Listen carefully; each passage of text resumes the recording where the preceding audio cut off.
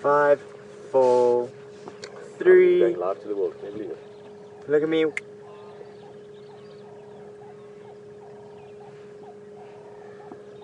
Good morning everyone, and as always, welcome to beautiful Africa, welcome to Sabi Sands Game Reserve and to Djuma Game Reserve. It is a bit early, so excuse me if I sort of trip over my words a bit. My name is Peter Pretorius, this is Scott Dyson. Nice to introduce you a little bit again. Because, thanks Pete. It feels like a long time ago that we were out here together, like 2 days. It has been. It has been a while. It's funny how you kind of lose track of time out here, certainly. Yeah, no, definitely, yeah. And I'm sure you're looking forward to it. You're in Zanele today, so you've got a little bit longer legs, so to speak. Yeah, it's my maiden voyage in Zanele. So far, so good. So looking forward to see what we can bring up. Also looking forward to working with Tom. Yes. Hello. Come out here, Tom. Let the guys see you. Tom is our he does mostly the editing, so he doesn't get out of the cave as often as most of us. And Tom, nice to have you out here. Great to be Great here. guy, and yeah, have fun. Yeah. So thank you. Good fun out there. Sorry that you have to go, Scott, but you know, just kidding, guys. And so on that sort of light note, Brian seems to be good. All the tests so far have been has been negative, which is good. In other words, it doesn't seem like there's a problem with malaria, but we'll keep an eye on it. And yeah, just a lovely morning last night. Just before we went home, they heard some noises around here, so maybe there's a bit of leopard activity. The impalas were making some noise, so we're going to look around and have fun, pretty much. 100%. Anything else? No, nothing from me. I'm looking forward to heading out to where we last saw Mvula yesterday morning. Up Dam way. Yeah, and just see if there's any more sign of him. I'd really like to spend some more time with him and also get the viewers to see him a little bit more, because yesterday we had some trouble with the broadcast. So that's my plan. Lovely image though. I saw one of those pictures you took of him. I was telling Scott yesterday somewhere when we looked at the pictures. It's amazing how Djuma, his son, and Mvula looks the same. If you see Djuma today, you haven't seen him yet, I think. No, not well. Yeah. First time you see him front on, you're going to be like, looks like a little young Mvula. So. Well, hopefully we will be able to do the comparison sooner than later. Cool. Have fun. Good stuff. Have a good one. Good, Tom. See you guys. Cheers. Got your backside here. Cool. There we go.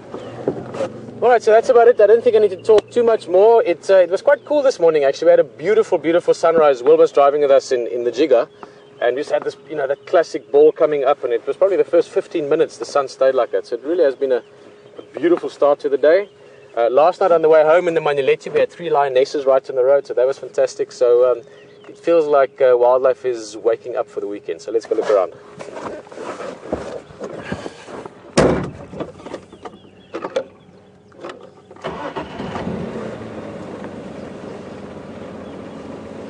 And behind this camera, young Jason. Jason, always nice to have you in the vehicle. Morning, thank you.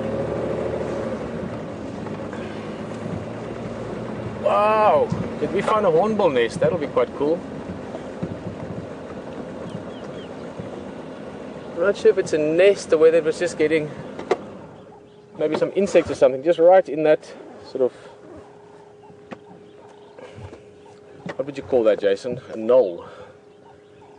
What would that be? I have no idea. You have no idea. Old branch that broke off there. Now, often with marula trees, they've got fairly soft inner wood, so that can get soft, and you know, once it's exposed.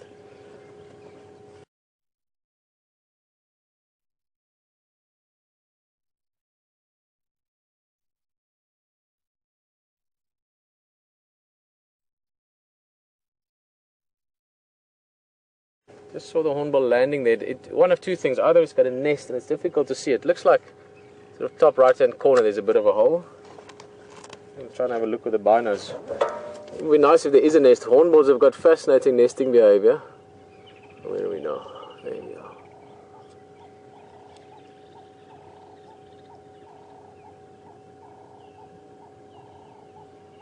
Yeah, I can't see specifically. But hornbills. Oh, here it comes back. Here it comes back. Let's just wait. Sorry, Jason. Actually, let's see. It might have a nest there. We're just not seeing the entrance. If you go back to the hole, it should fly in there just now. Just going to see if it flies. We might have to go a little bit further away. No, off it goes. Who knows?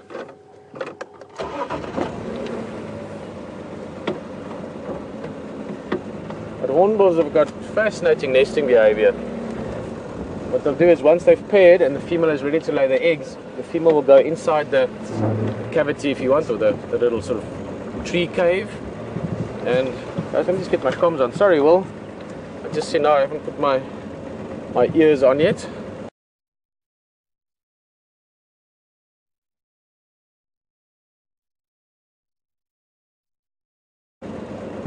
Guys, and as I said, Jason behind the camera, and Will Fox and Graham Wallington in control.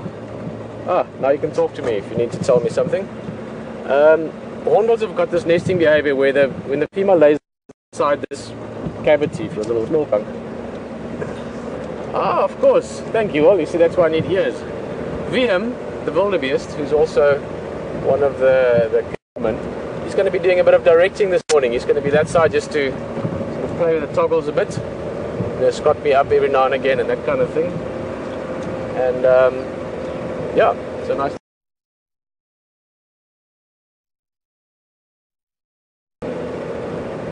So what these hornbills do, I will get to the end of the story before the end of drive, I promise you. We've got about 3 hours left for it, so we'll get there. The female goes, lays the eggs inside, all feathers off, and they cover it. Let's say the hole is that big. They'll cover it all the way until it's just a little sort of thin opening like that. And that's just enough for the male to put food in, so he'll bring food to the female and for her to defecate out. So when she does defecate, it's at that area and it goes out the nest. So that works very well. She sits on the eggs. In that time her feathers start growing back, eggs hatch, babies come out, or have in that last sort of stage until they're ready to go out themselves before they break it out again. So quite interesting nesting behavior. Jeez, that was like a trip down memory lane for me. I haven't thought about that in, I don't even know how long, 10 years. Nice to see it though.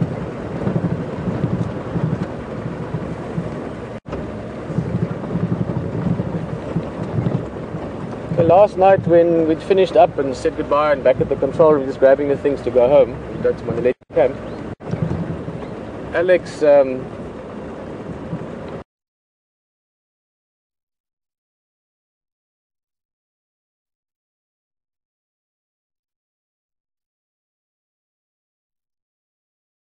always think of English Alex and Russian Alex. English Alex heard a noise outside when he was busy, waiting for us to come out, and he said it sounded like something killing something. In other words, like a leopard maybe catching something. So that type of sound.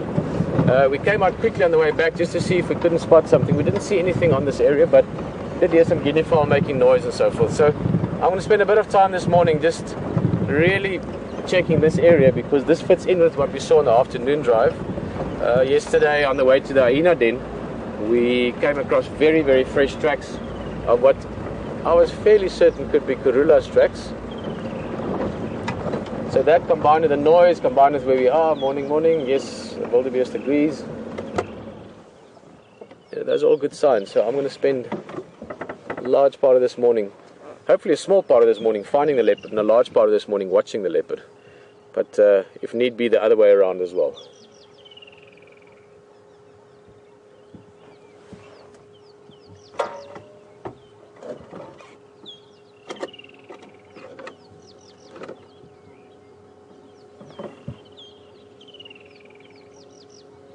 These guys are all getting nice and busy now. They've been not feeding too much at night. Typically they sleep at night, they move around a little bit. I mean, they don't fall asleep at 8 o'clock and wake up at 6. They, you could say they sleep with one eye open kind of thing. They're very alert at night. So in the morning early, once the sun's up and they can see clearly, that's when they come out and they start their first sort of grazing session for the day. Lots of young ones suckling and doing their thing. This herd has really developed nicely over the last couple of weeks. It's in this group that we saw the first birth, the second and the third and the fourth birth over about 2 days period of time, and then the others have sort of come along as well. 1, 2, 3, 4, see about 6 or 7 youngsters. I can see 1 or 2 of the females that still need to have their youngsters, so 1 or 2 more births on the card maybe.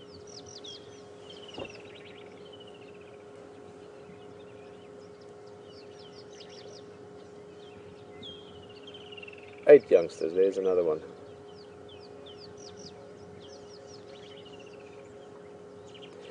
Okay, but we'll have a look at them maybe 1 or 2 more times this morning. Scott's going to go out further and sort of look around further. But what a beautiful setting, just look at that. Stunning morning, the sun is waking up fast now. I think it's going to get hot later on.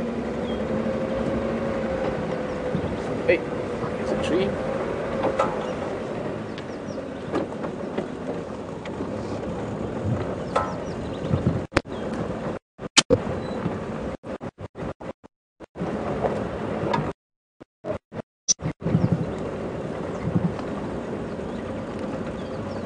Also remember, it's always nice to have a bit of a chat on the drive, so you can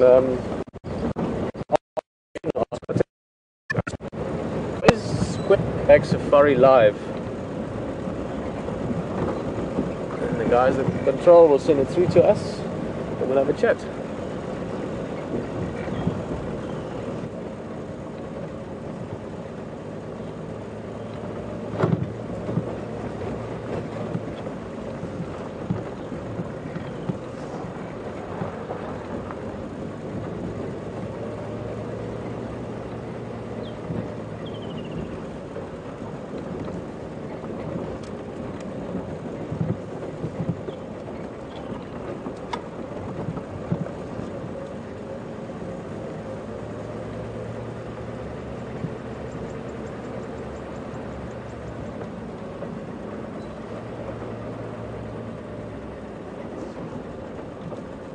In the mornings, much more so than in the afternoons, it's quite crucial to check the tracks carefully, because there's lots of things walk at night, especially your predators. I mean, this is what the guides also are looking for a lot in the mornings: leopard, lion, cheetah if they're around. So that's the time when you get the fresh news on the ground, what's been happening. And 2 reasons. One, you want to check it so you know. I mean, obviously if there's a leopard around, you want to know so that you can follow up a little bit to at least get an idea of who it might be and so forth. Secondly, also, even if you might not be looking for it, maybe the next vehicle around might be looking for tracks. So what we typically do is you check for tracks, and when you've got areas like this where it's nice and sandy, you just leave a little patch for other guys to check.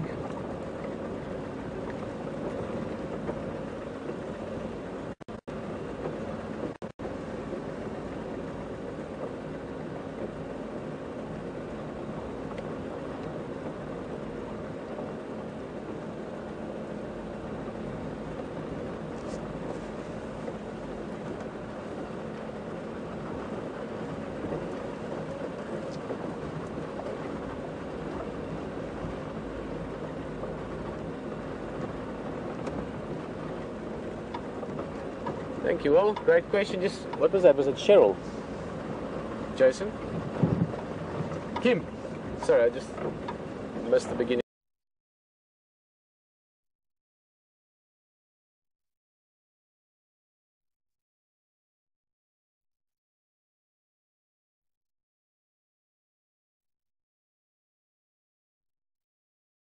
Thank you, Joel. I don't know where I got Cheryl from. Morning, Kim, and nice to know you've been in this area already, or before. She was down in Skukuza. Kim wants to know, how do the animals differ from Sabi Sands? Actually, Kim, very little. The animals would be the same, but the experience is quite different from here, or this is quite different from there. This animals would be the same, but the experience is quite different from here, or this is quite different from there, because this is all private land.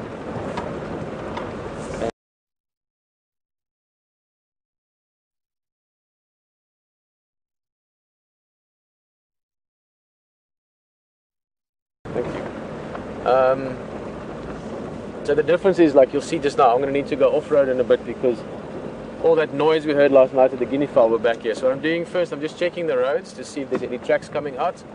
And if we did find a leopard now and it's moving, you can off-road with personal experience with them is do you, and that's a really nice intimate view into wildlife. Whereas the Skukuza, it's part of the national park there, no off-roading and so on. At the same time, it's got a phenomenal road network next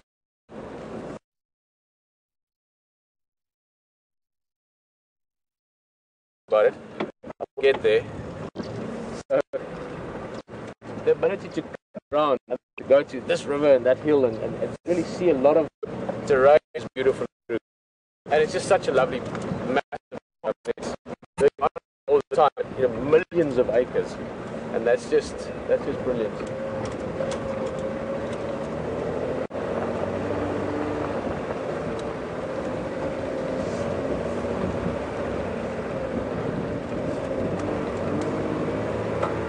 All right, guys, we're gonna keep looking, and if we get anything, we'll let you know. In the meantime, have a nice drive with Scott, and thanks for spending your morning with us.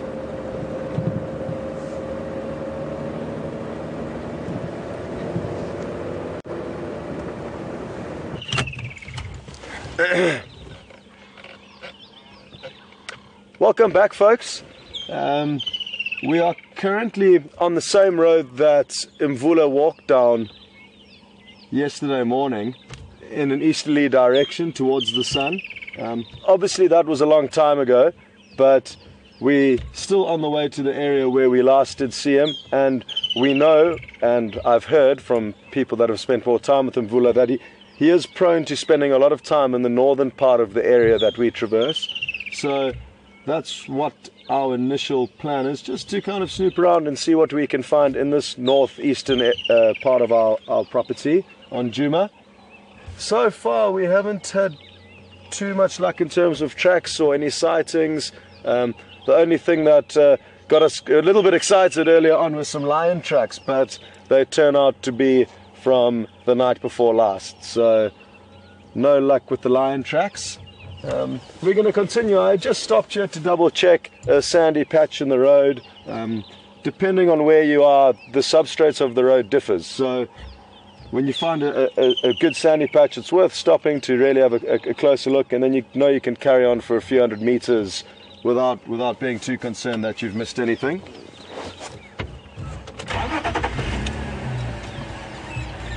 That is, however, presuming the animal walked down the road as opposed to across it. If an animal walks across the road, it's very easy to overlook its tracks.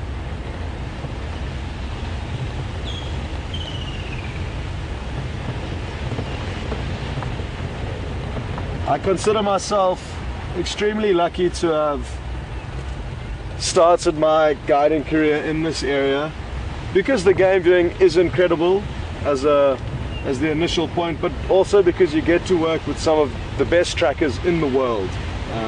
The local Shangaan people who live here really have got an eye for tracking, and it's an art form that gets passed down over the years. Around the campfire, elderly men pass it on to younger generations, and sadly, well, not sadly, but one of the catches at the moment is that because local people are becoming less,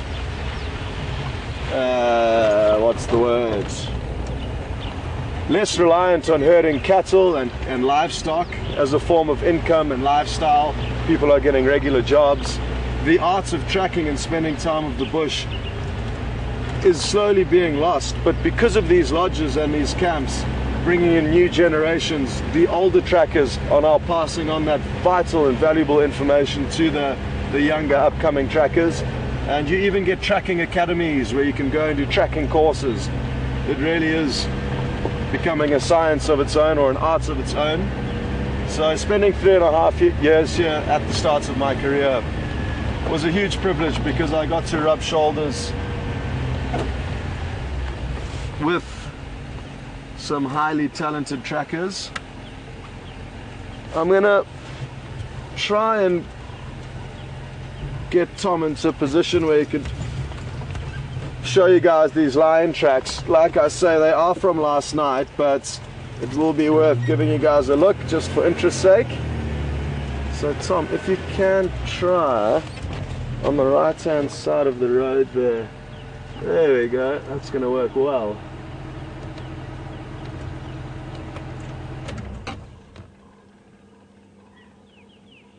So I'm sure from that image you get the gist of it, but I'll just, I'll just jump out just to give you a quick rundown as to what's going on. Are you on this track? So, yeah. So, it's not easy to see from your angle, but the lines were heading down the road in this direction, and you can actually tell which paw is which by simply placing your fingers into their toe marks. And when I put my left hand in the toe, my fingers fit perfectly, but when I put my right hand, it doesn't fit. So this was a left paw, and in all likelihood a back paw, because it's smaller than what would be a front paw up ahead here. So just a quick one.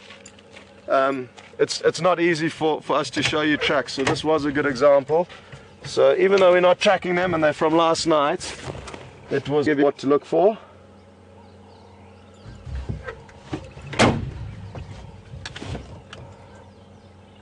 That, folks, is very easy sand to track in. I mean, if it was like that, you could be walking slightly closer towards us on the harder patch of road, how much harder it would be to see their tracks.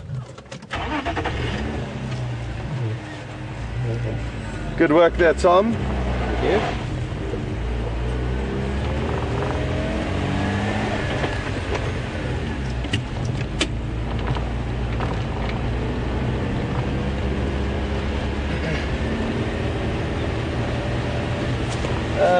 The reason that I know the tracks are from last night is not because I'm a master tracker, it's simply because I was aware of the updates of these tracks yesterday morning when I was out on drive. But let's say, for example, I wasn't out yesterday morning and I came across these tracks now for the first time.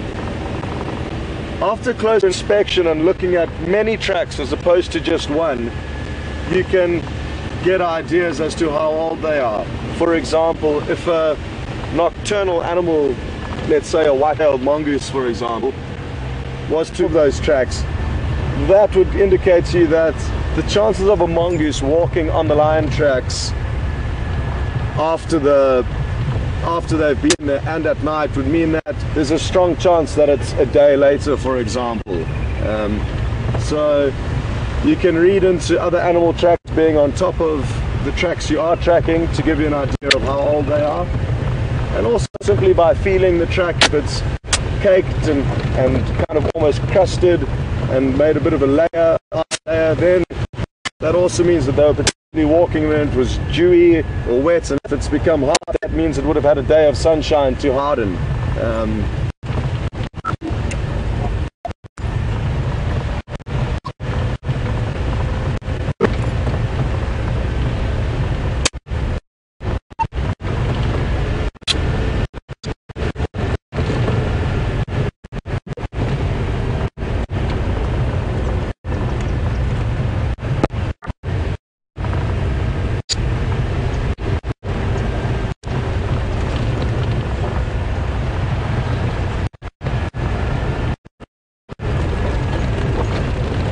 It's a beautiful day today. On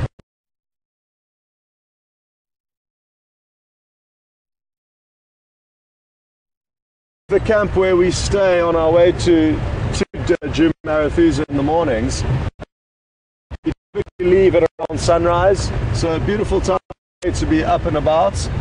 And this morning was certainly and it coincided with so filming with the drone to work this morning, so you guys get to see some of the footage. Beautiful sunrise.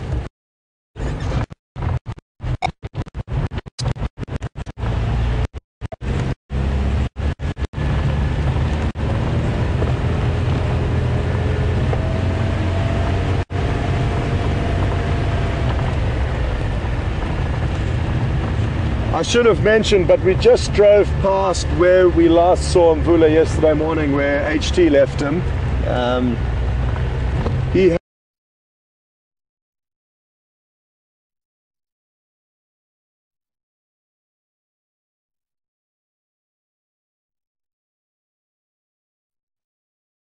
had been moving in a predominantly northerly direction, which means he could well have continued north once he got active again. excuse me, but I'm not sure of how far his territory expands to the north. Marking on the area where we spend more time driving.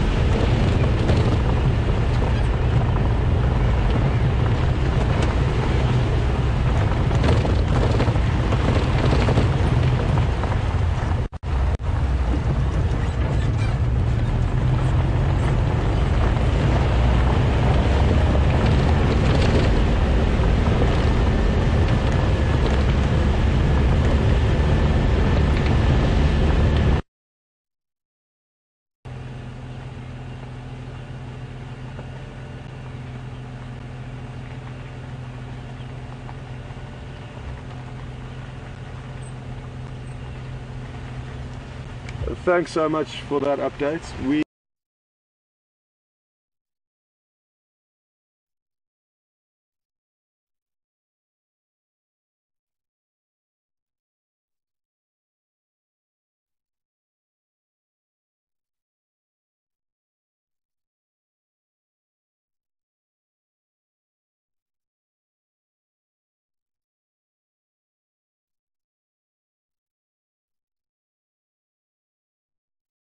We haven't come up with anything yet on Djuma, so we'll let you guys know if anything changes there.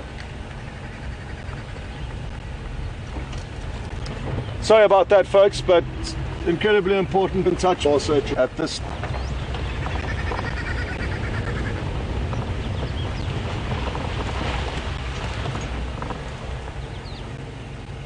Okay, now we have tracks of what looks to be a male leopard.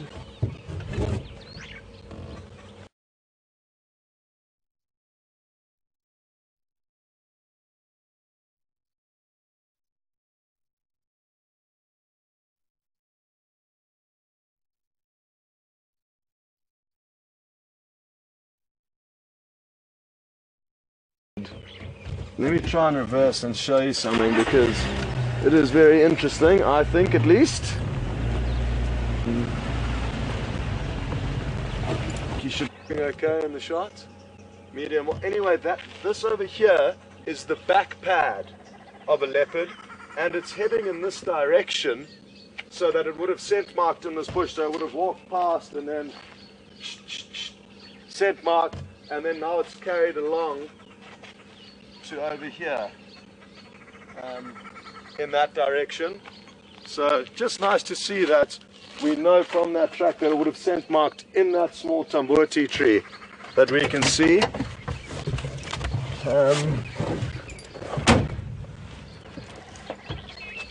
I'm just going to continue. The tracks could be from last night. I'm guessing they are. He lapped the whole day where we left it and then headed in an easterly direction. I need to see more tracks than just those two to be able to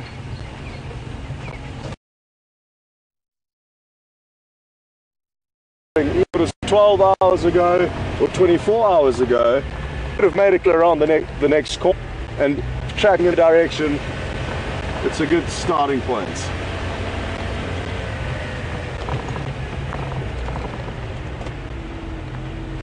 Oh yeah, these are looking good. Okay. Great stuff, folks. This is what we were hoping for when we headed out. And his tracks do continue down this road. Just gonna carry on slowly, but next junction, or if I see any major pathway leading off the road, then I'll stop to assess if he has gone down it.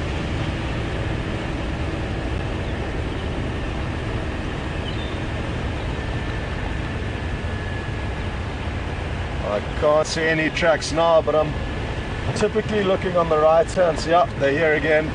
It's easier for me obviously to look on the right hand side of the road than over the bonnets. So if he is on the left hand side of the road and he is weaving, I may lose the tracks temporarily.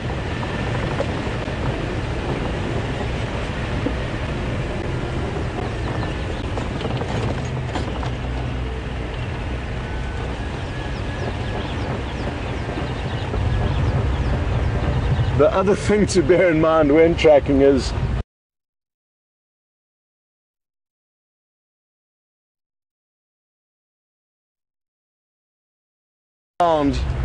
you could drive past the leopard lying in a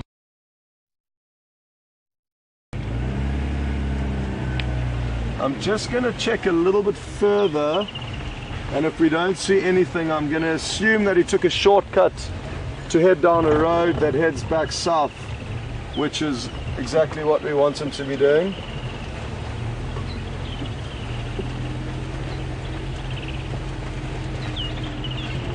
Very, I just need to make sure I'm not missing anything.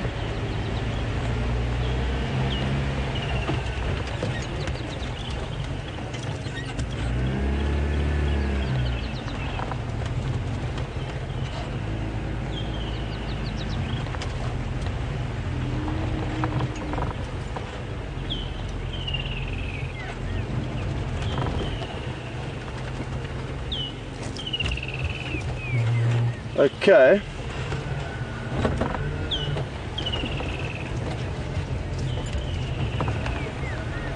I think it's fair to assume now I can confidently say he hasn't come further down this road in the direction he was heading in. Whether he went north or south off the road is difficult to tell. We're going to check in a southerly direction because there was a road which we're just going to take now, and he obviously knows where he's going very well, and if he knew that he was going to be changing his route slightly, he may have cut across this kind of open short grass area straight to the road rather than walking all the way and then changing direction sharply. Kind of eased into it, I'm hoping.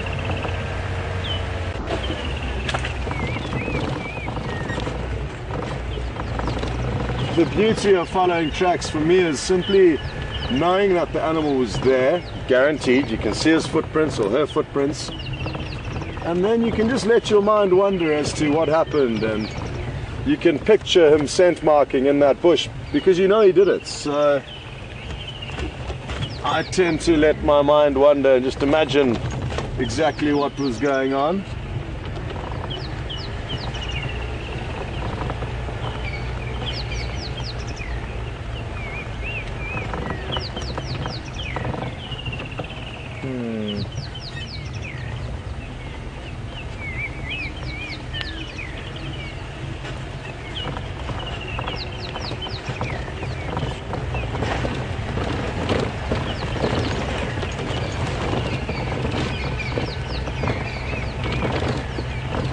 No sign of his tracks on this road yet, sadly. They could be here and I may just not be seeing them, or he may have headed in another direction.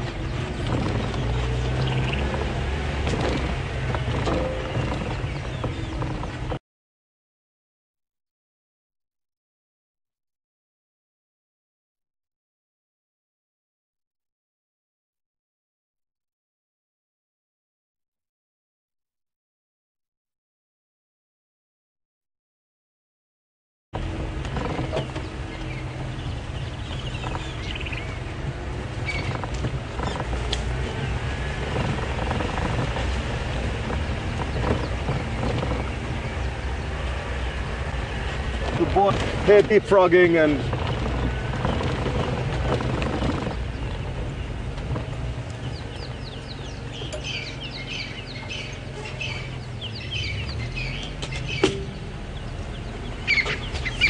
there's a lot of luck involved. So just by thinking, okay, well, let's go and check this area. We know we in the general area of where the animal was moving, you can get lucky. So that is currently the theory we are employing, the luck theory as opposed to the skill theory.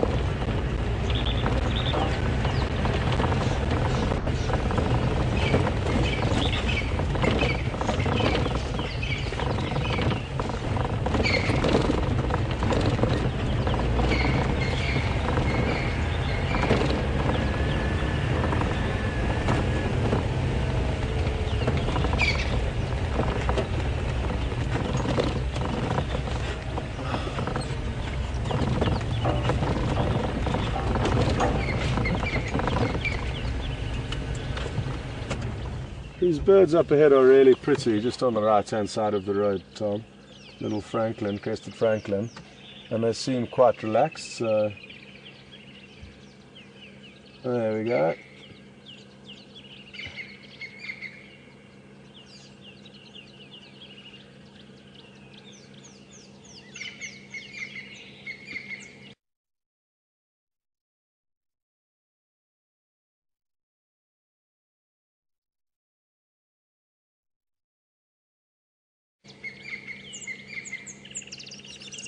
We can also hear some of the same bird calling behind us.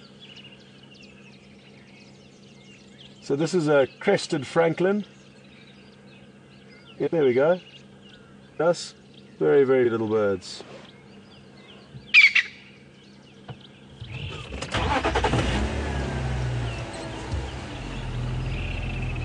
Oh, no ways.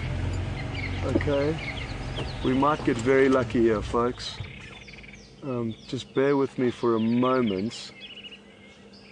I've just seen a nightjar fluttering about, and I thought it landed in a nice little clear patch, and then it took off again. Oh, they are nocturnal birds. And they've got incredibly cryptic coloration, so that when they lie on the ground during the day, they can't be seen. So for us to get a visual of one,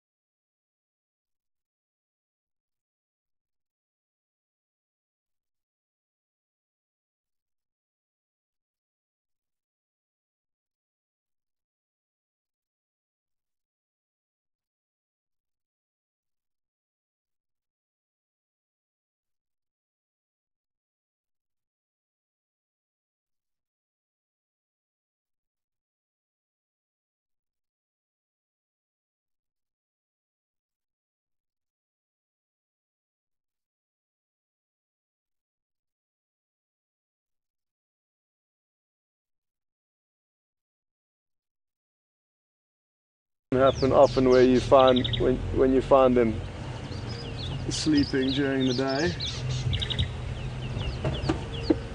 I'm just going to get my binoculars up.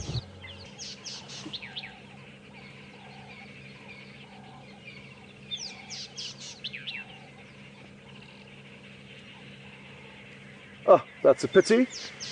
Anyway, now that I know where it took off from, I might actually have a quick look, as it may be nesting. No, we'll leave it.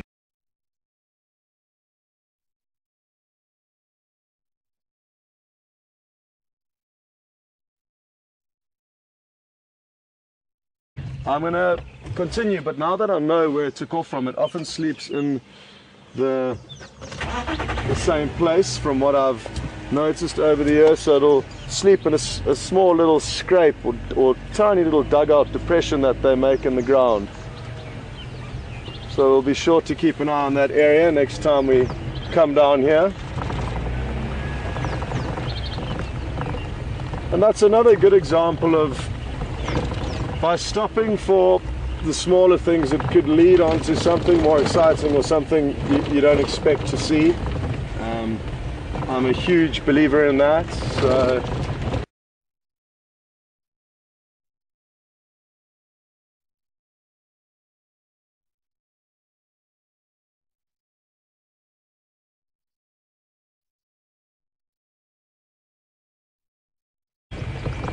I'm going to spend some time exploring around. Although you won't see that now, he's looking sideways to us.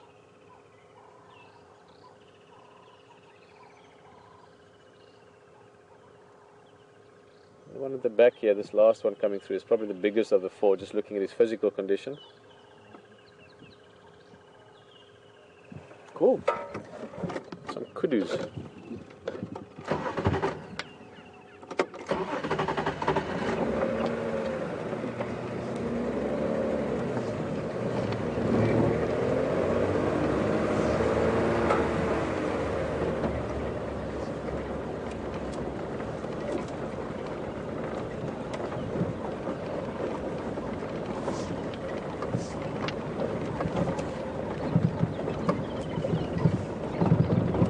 Some fresh buffalo dung there.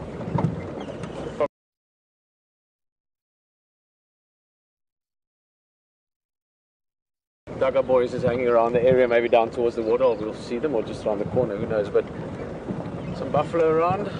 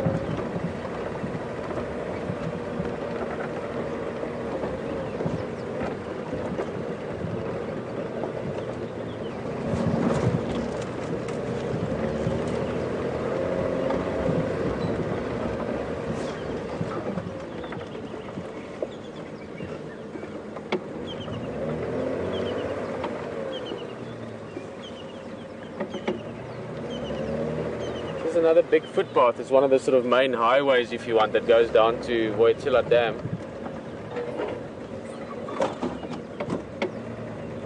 So be careful, look around, Jason, if you check those riverbed areas very carefully.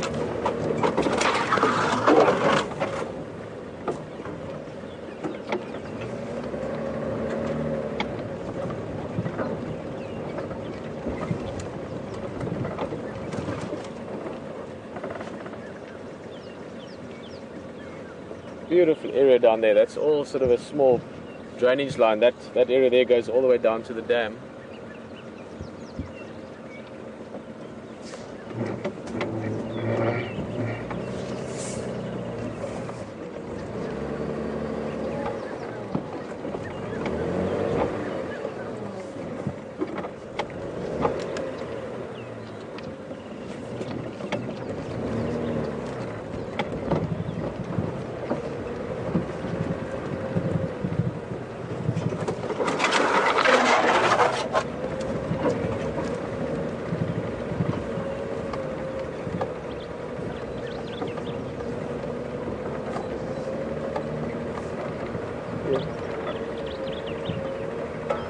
Thank you.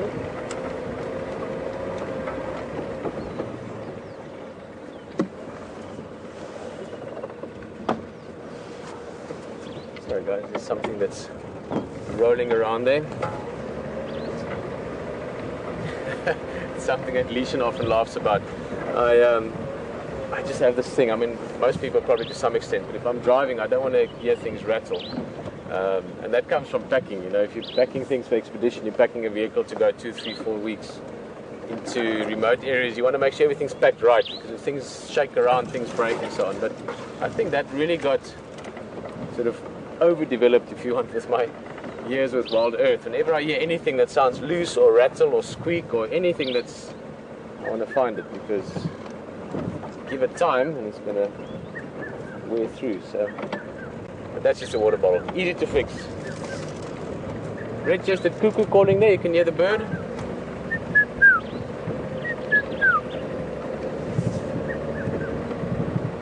Seems a bit quiet this morning. It feels like a sort of Sunday morning, you know, when Chris Christopherson might write a song about walking through the bush and not hearing much.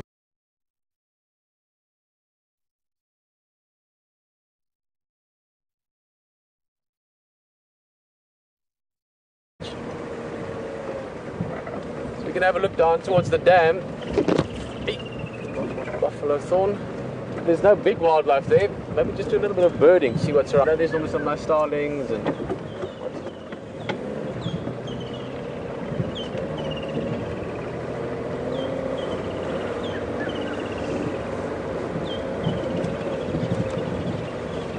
there's a too far. Two woodland kingfish is making a lot of noise there. I'm sure you can hear them nicely.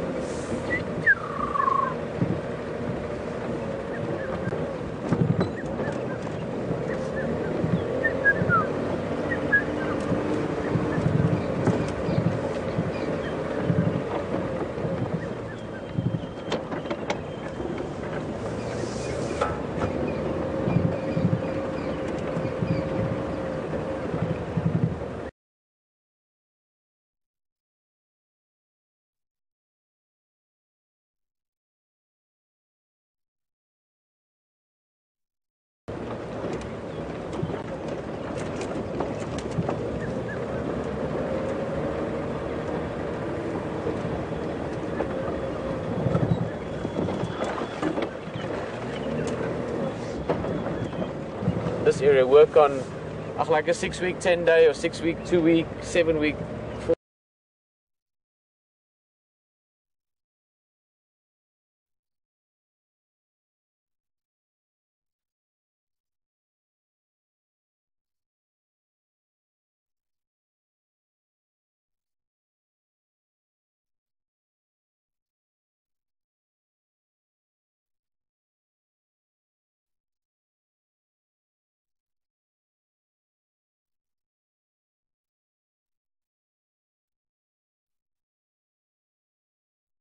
Of the cycles, but normally sort of a 6 to 8 week on period and then 10-day to 18-day off period.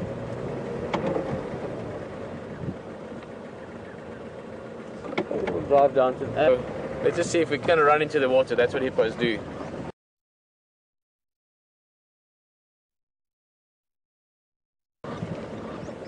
That's cool. We've been talking about rings they had, but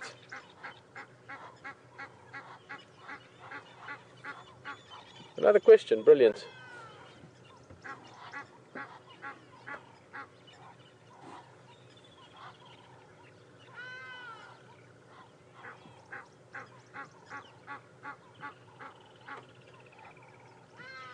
Hello Kelly, nice to have. It's been a while since we heard from anyone out of Philadelphia. I'm sure it's very cold up there at the moment. You guys are almost in the middle of winter. There are the goslings. Let's try and get a quick look. Kelly is just asking about fish eagles. Now, fish eagles is one thing that these geese would have to look out for. Let's try and get a count there quickly while they're on the edge. 1, 2, 3, 6, maybe 7. Fish eagles, obviously the name suggests, they hunt mainly fish. But they will catch other things. I've seen a fish eagle catch a dove. They will catch small mammals and things as well as opportunity sort of presents. But typically, Kelly, you're right. They prefer being around waterholes. So around the big rivers, you get fish eagles, quite a lot. Then the big waterholes. I mean, there's 1 or 2 dams north of here that we don't get to, Kayamanzi and so on, that have fish eagles almost permanently. We saw a fish eagle here. In fact, I took quite a nice picture of it that I still want to play with and get out there. But 10 days ago, so we had a really nice view. If I remember correctly, it might have been VM on the camera even.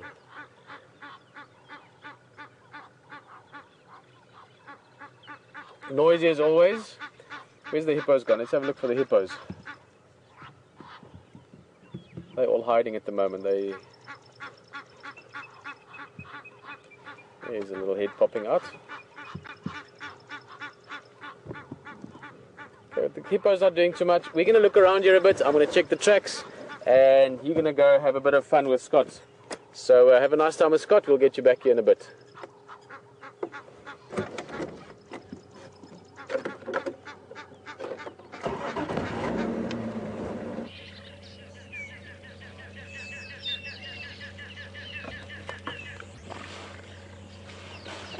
Well, welcome back, folks. Myself and Tom have not managed to leave Buffalo's Hook Dam because of such great bird action that we are witnessing. These are red-billed buffalo weavers that have been providing some great entertainment because they are flying off to collect branches and then bringing them back in and building their nest. As you can see, it's not the neatest structure, and unlike your typical weaver's nest, which is often a work of art, this is a little bit more of a haphazard structure. And due to the nature of the way they build their nests haphazardly, they rely on using thorn branches. And obviously thorn branches will help interlock and stay together, which you can imagine. So yeah, we've been sitting here and we've had the red-billed buffalo weavers. Now they are making this multi-chambered nest, so several females will nest within this, what you could essentially call an apartment block, or refer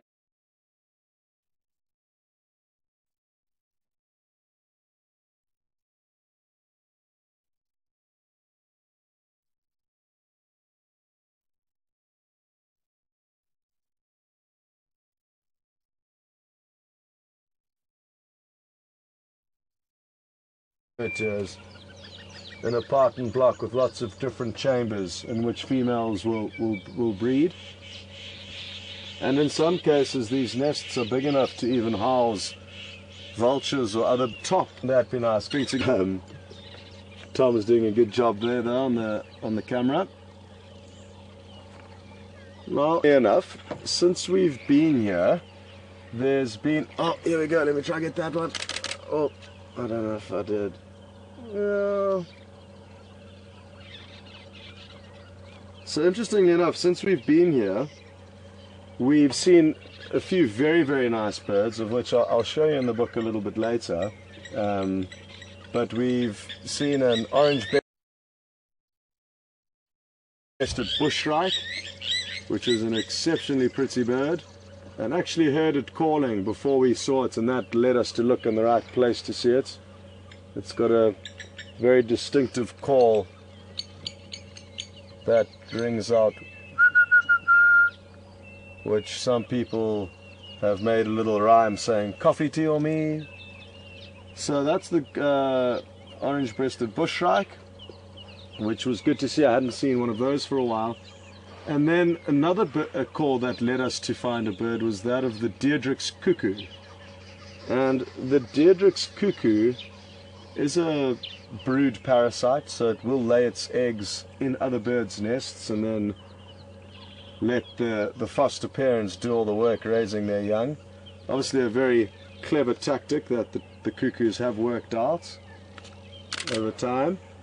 And the cuckoos can specifically choose certain species. You get some cuckoos, for example, the Klaas's cuckoo, which is the Deirdrick's cuckoo's closest cousin, you could say, and they will only parasitize fork-tailed drongos. And I say only in inverted commas because anything is possible out here.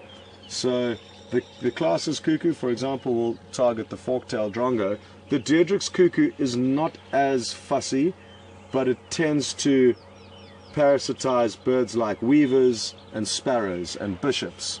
And a weaver is what we have in front of us. It's a buffalo weaver, but it does fall into the weaver family. So it would be very interesting to know if the Deirdric's cuckoo, which was in this tree, was trying to find a way or a gap in which it would slip into the nest, lay its egg and get out before anyone notices. So we've seen the Deirdric's cuckoo, the orange-breasted bushshrike, a malachite kingfisher also flew past us earlier, a tiny beautiful little kingfisher, and hopefully that will come out and show itself again. We've got some white-breasted cormorants that Tom will be able to show you sunning themselves on the other side of the dam. They were fishing when we arrived, so oh no, they're behind that bush. Let me just reposition slightly. They were hunting when we arrived.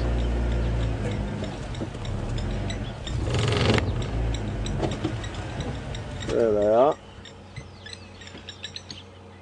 So those are the white-breasted cormorants, and interestingly you can notice that two of them on the right have a very white breast, whereas the one on the far left is kind of half black and half white. So we can assume that there's a difference in sex between the two, or age.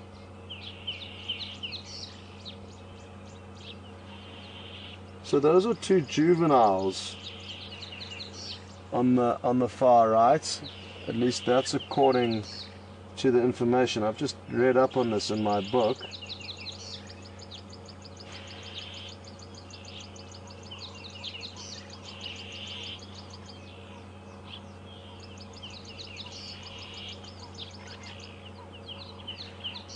Juvenile brown above.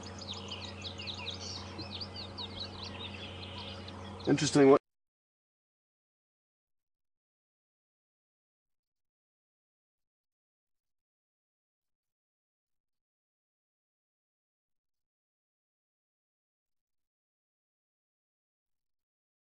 Either way, there is a difference in their age. I need to find out more, get a little bit more. Oh, look at that drongo drinking. Well spotted, Tom. Pity the tree's in the way, but here it comes back on the right of the tree. Look at that. So,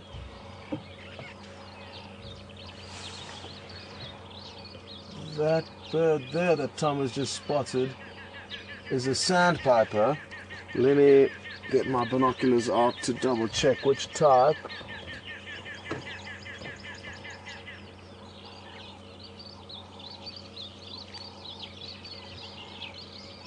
Drongo again. Oh, awesome!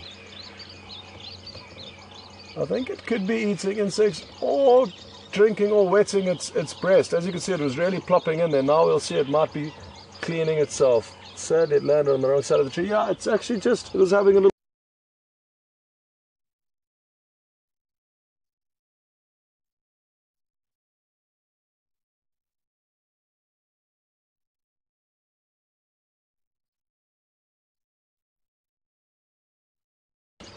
So, going.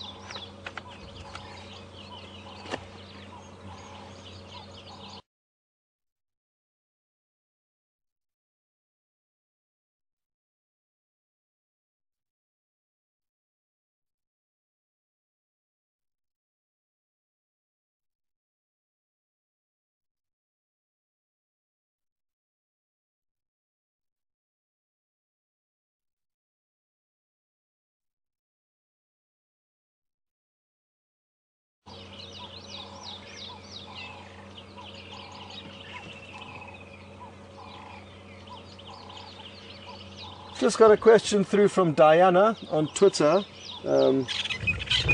welcome to Bam, the dam that I breasted about earlier. And yeah, it really is alive with all different types of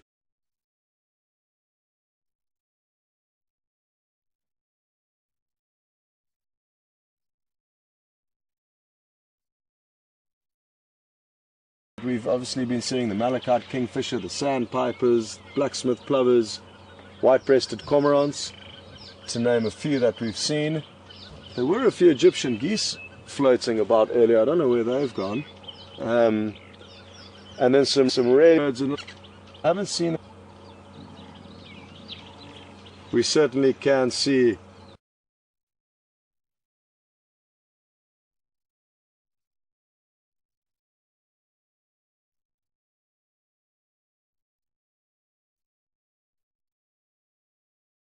fish, but not sure what species they are actually feeding on. It's probably one of two species, a tilapia. Okay, Tom, you see the sandy bank on the right hand side at 1 o'clock? Zoom in as much as you can to that, and you can see the malachite kingfisher. The second made it flies off, but that is a malachite kingfisher.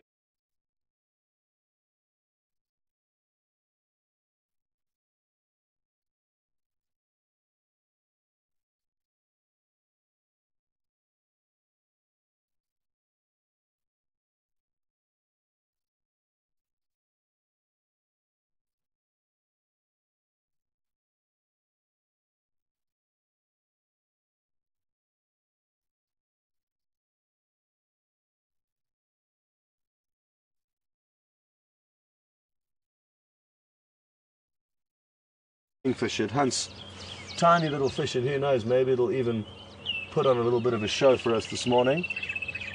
There was a pied kingfisher in the area when we arrived. We haven't seen any further sign of it.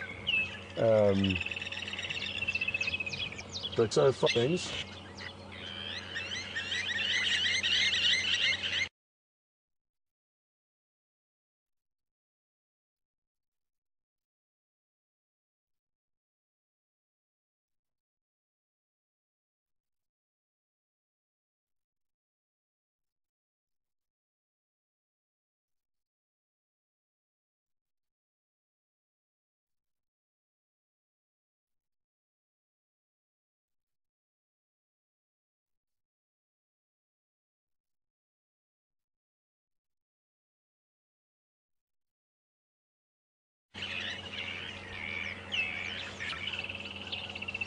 That could well have been my imagination, but I was looking into the small monitor,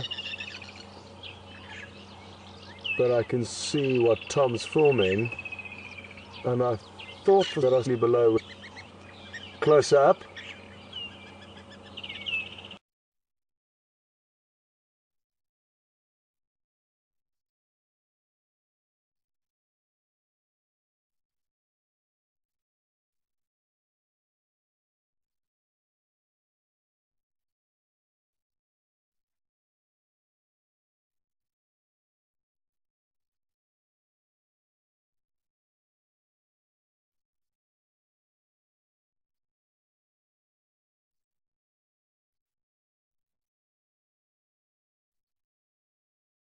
He may come closer, or she may come closer to us if we're lucky. Here comes the pied kingfisher, Tom. Jeez, we are really...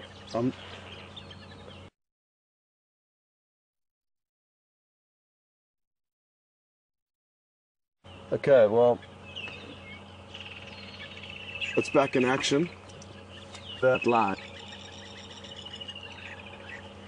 I'm not sure.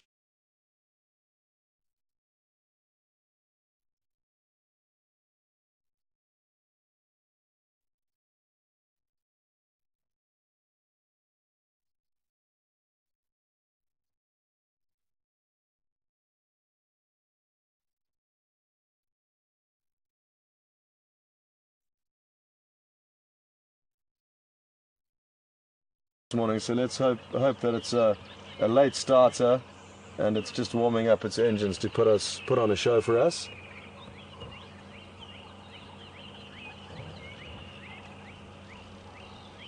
In all fairness, the hippo have just got back from a long night out grazing, so it's okay for them to have a snooze now, and the birds can take over with entertainment.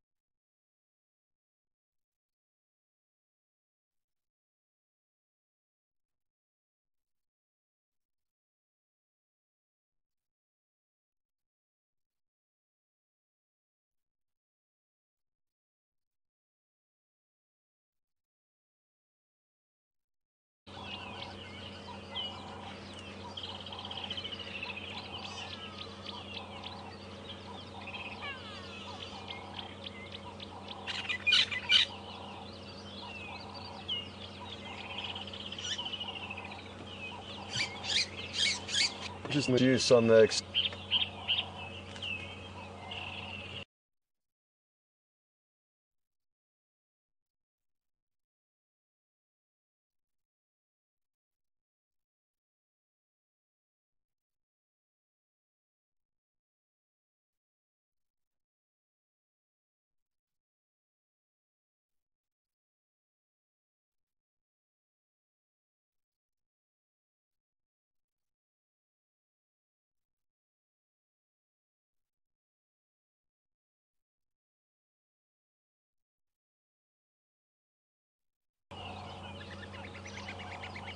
And this nest that we can see here, it's an average-sized red-billed buffalo weaver's nest, but in certain scenarios, and quite often actually on man-made structures, monstrous.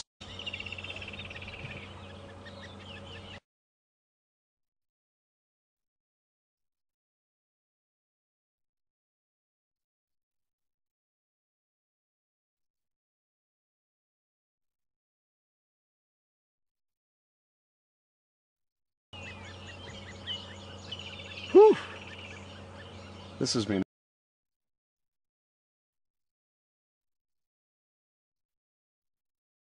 really, really wonderful. We stopped initially for what we thought. Let's enjoy.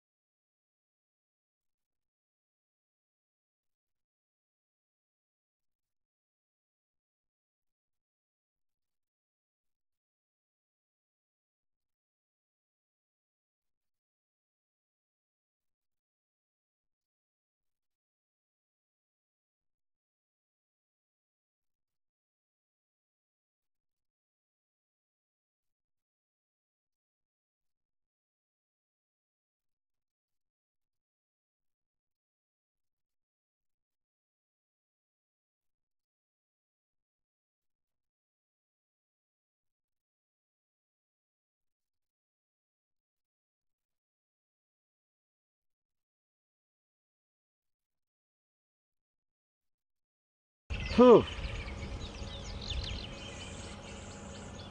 Having said that, though, I think the excitement and the bird party is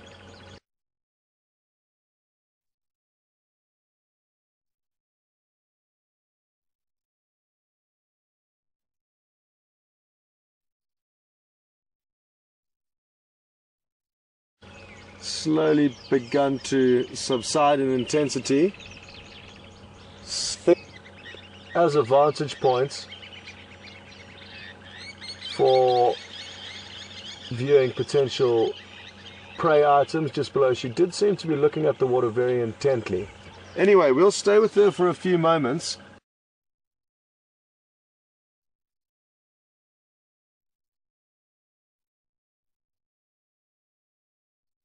You guys catch up with Pete, and if we have any more action here, we'll let the control know and bring you on back. Otherwise, we will see you later.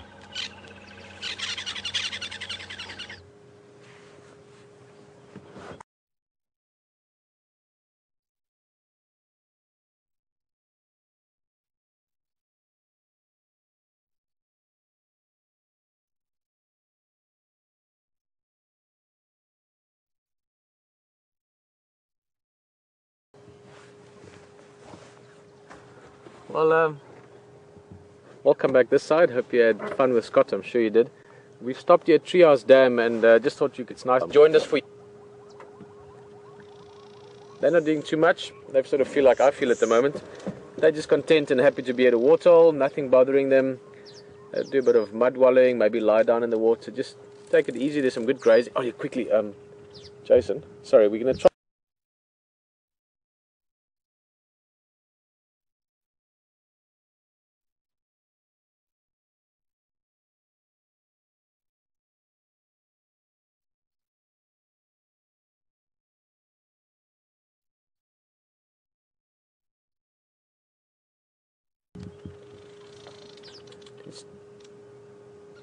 It's actually a nest that looks like it's finished. So either he's just putting the finishing touches on it, meaning a bit of the soft grass, and that one is in the process of being built. You can see it's got fresh green grass in it.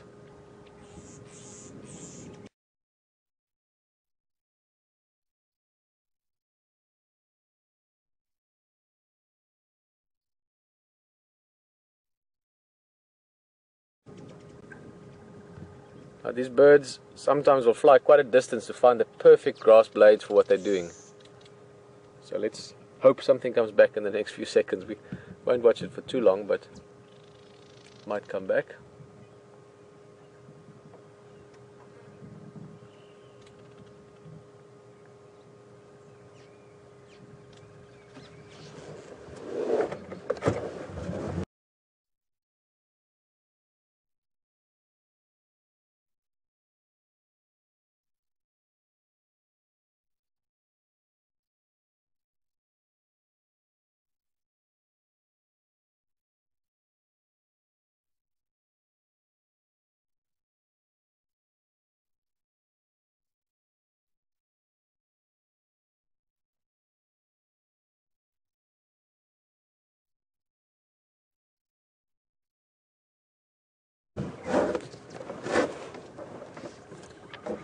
Maybe it's not coming back in time.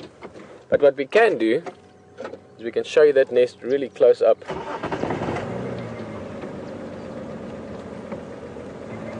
A layer to it.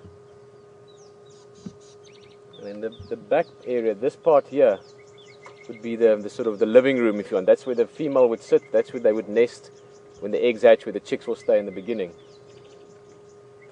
And they're perfectly woven up onto the branch there. I mean, it is actually amazing the engineering, if you want, behind that. It's a perfectly designed, perfectly built home.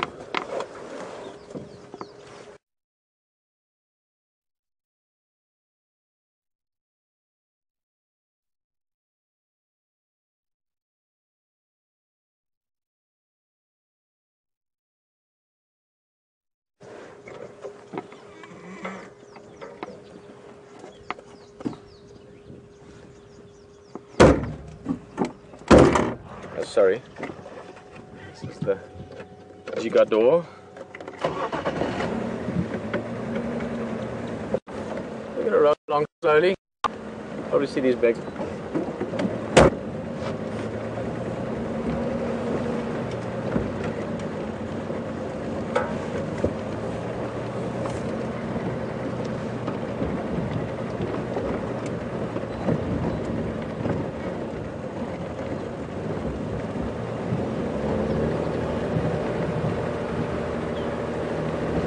Also not that far from the old buffalo carcass from the Birmingham males. Just for interest sake, they've been sitting further west towards Simbambili. Heard on the radio last night. They've left our area. But you're going to see that carcass yesterday we went past. There wasn't really much left on it, but there is still food on it. So maybe it's a hyena or a jackal. A couple of vultures will have a look at it.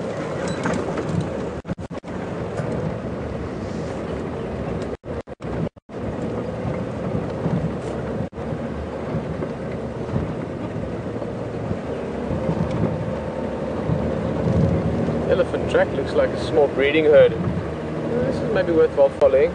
They've crossed here, but they're heading towards Road, Rebecca's Road. Looks like one of these small herds, maybe 5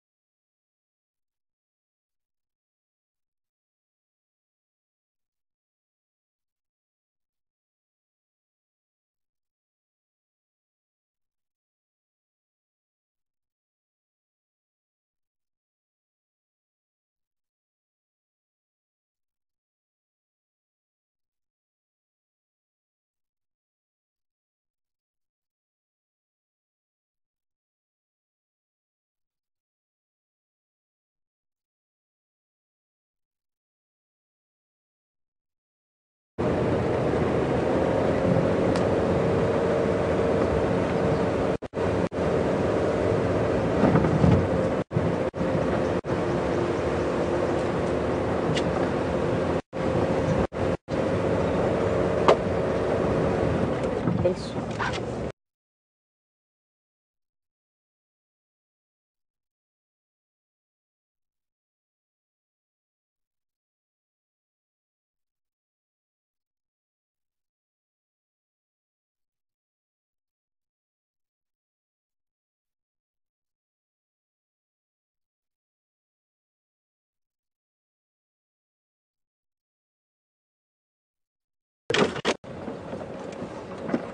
Hyena tracks. Just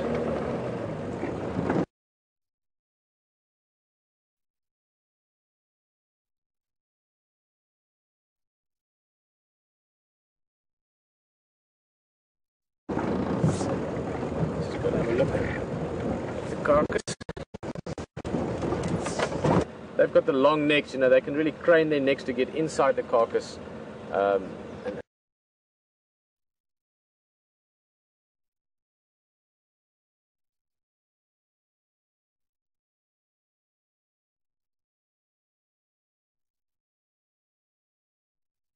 this really is just now the skin and bones that's left. I don't think there's going to be too much activity on this.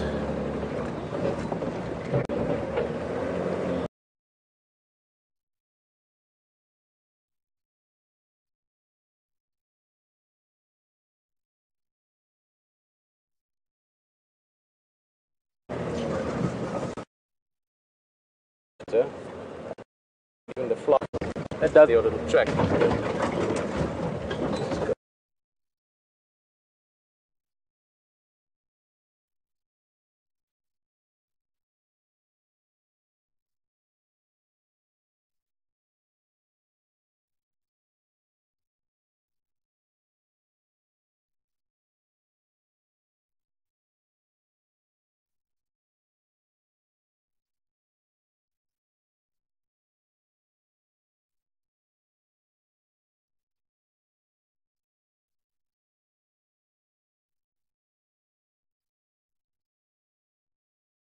Past it again.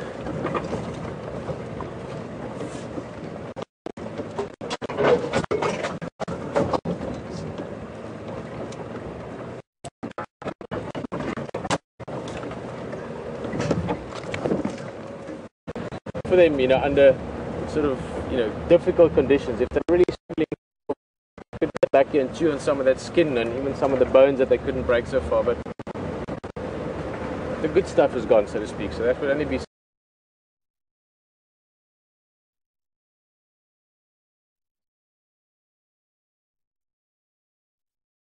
But normally out here, Sabi Sands, we've got high predator, high prey numbers, so the hyenas in this area do actually do quite well just from scavenging.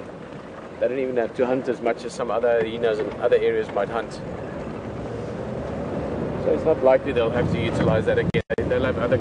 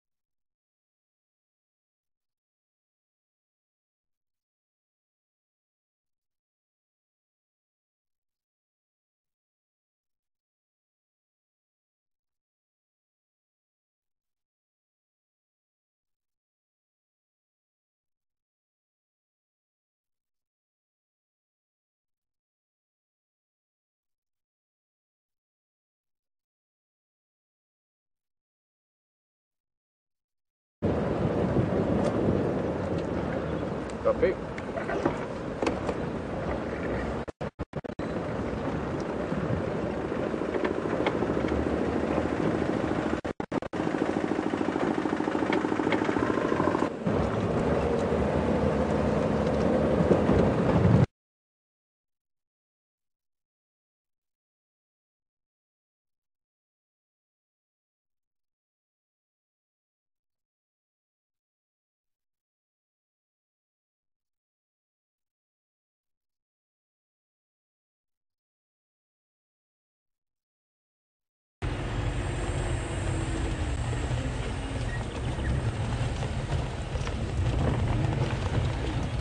Welcome back, folks.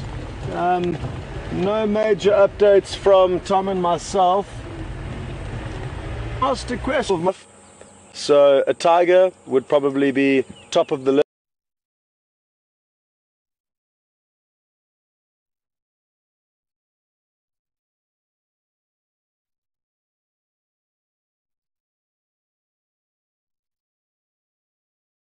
list, and then the second animal down would be a jaguar. So those are the two that came to mind, but there are certainly a lot more out there that I would like to see at some stage. A lot of the smaller endemic species get in country, go and do some unbelievable animals. Tigers probably on the top of the podium at the moment. I'm just gonna jump out quickly for a second. We've just turned onto this road and there seems to be some tracks ahead of us.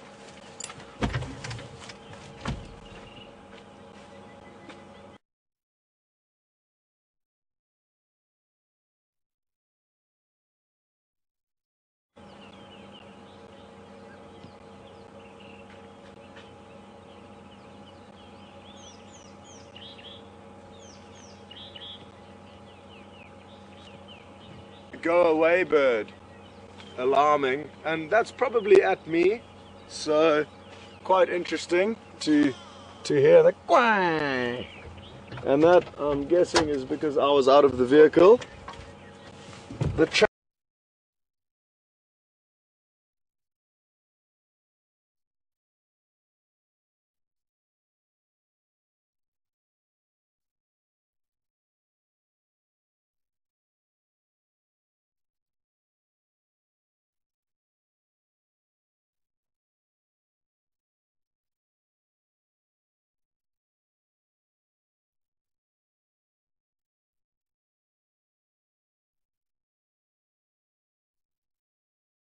tracks belonged to hyena, civet, and dwarf mongoose. Or the three different tracks I saw on the road there. It was the hyena tracks that got my attention.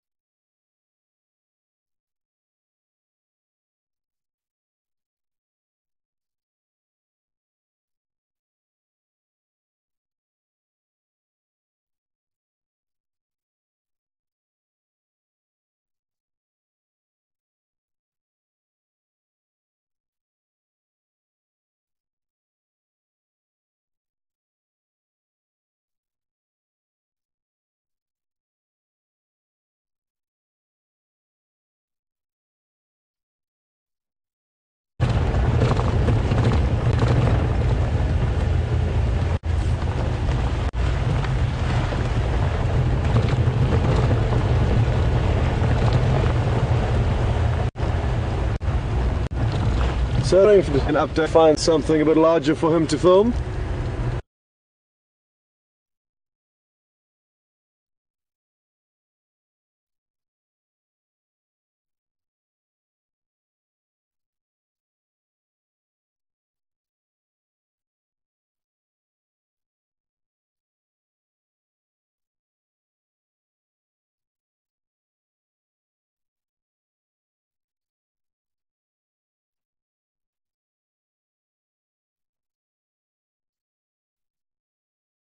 We got a glimpse of one disappearing back into a hole, and we waited for a while but not too long.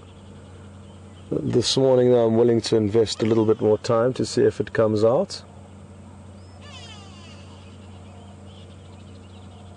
Is it that let's go see what. And squirrel alarm calling at. It could be a mongoose, a snake, a leopard, any predator, a monitor lizard. So hard to tell what it is. That pokra, a high advantage over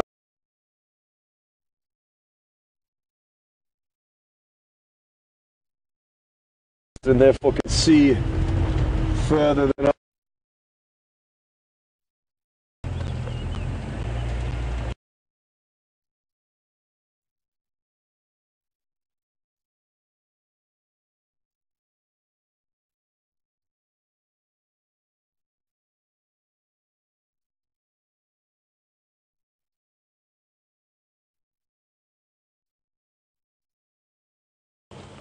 Okay. So Thomas is panning across. It sounds like the tree squirrel and the go-away birds, or the go-away birds are definitely in that big dark green tree behind. Or it could be something.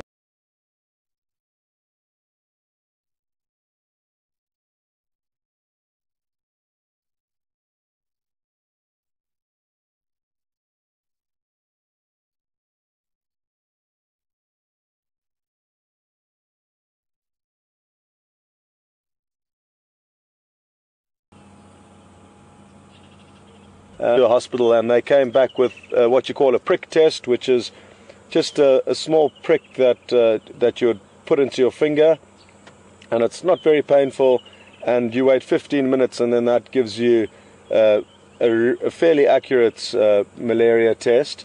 So we are going to do another one of those today with him and take it from there. But at this stage, Darren, all is well with Brian. We saw him last night. He said he was feeling better, and fingers crossed it isn't malaria, and he was potentially just feeling a bit down. We've been having a lot of early mornings and relatively late evenings, so potentially he just needed to recharge the system.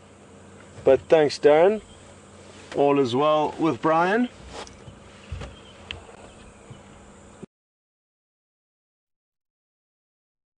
Such a comical call, that's the go-away bird.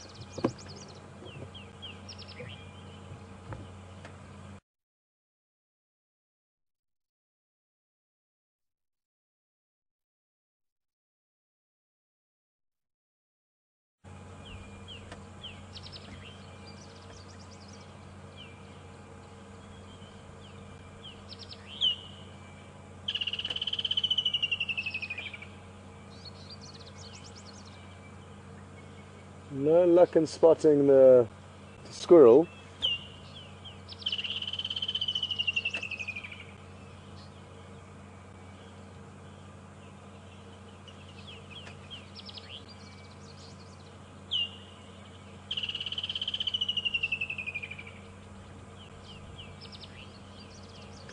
Tom, what do you think? Move on. Yeah. Cool.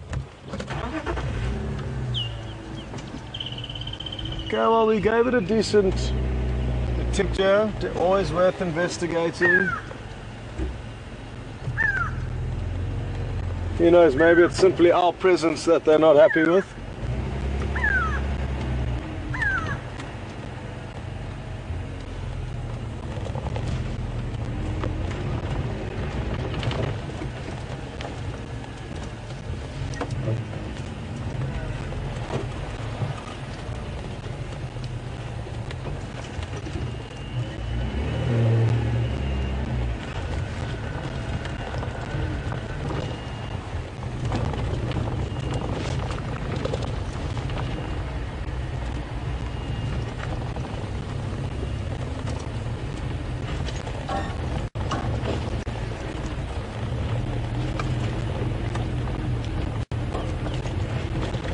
Just a reminder for those of you who are watching for your first time, you can ask questions.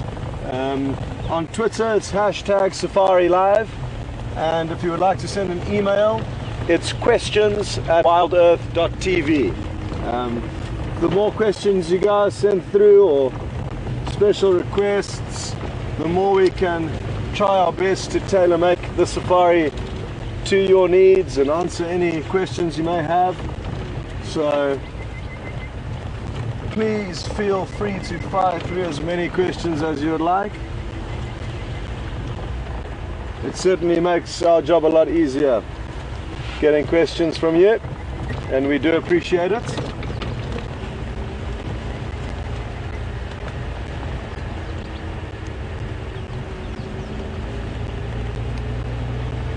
And there is something really cool about answering a question from somebody thousands and thousands of kilometers or miles away in a different continent that's currently essentially with us on drive. So I'm still trying to wrap my head around it, but I do love the questions from all over the globe.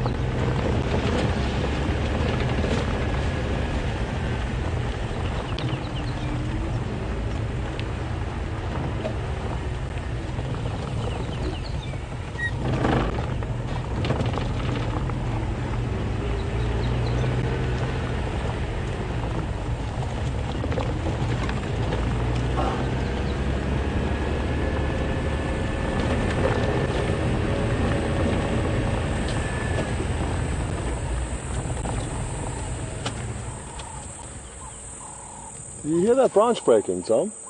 Or was I imagining things? Just heard a branch break. And there's one animal that is notorious for making a noise and breaking branches. And that would be the elephant.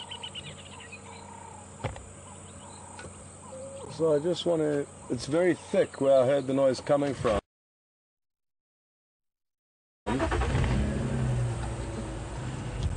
So I just want to double check. Fairly impenetrable.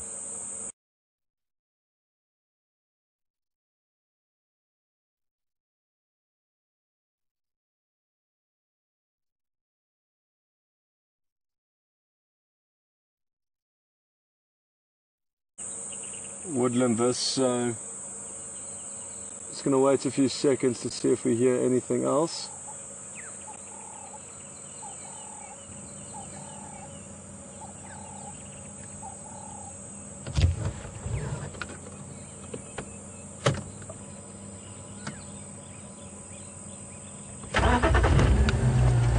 On quieter mornings like, and I say quieter regarding the mammal species, we've had a great time with the smaller things, especially the birds.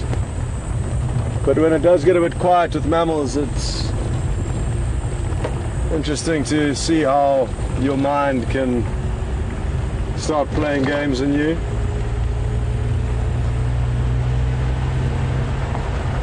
Every little shape you see or noise you hear, you think is an animal or a clue.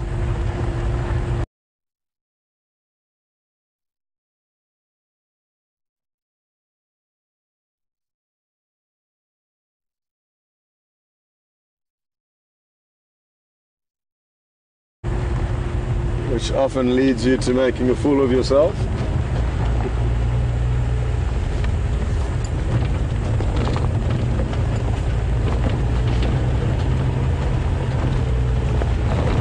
I had a small technical issue with this vehicle, so I think he's headed back to the control for them to try and fix it. Hopefully he'll be back out again before the end of the morning drive, but if not, you'll be able to follow him and Hayden this afternoon.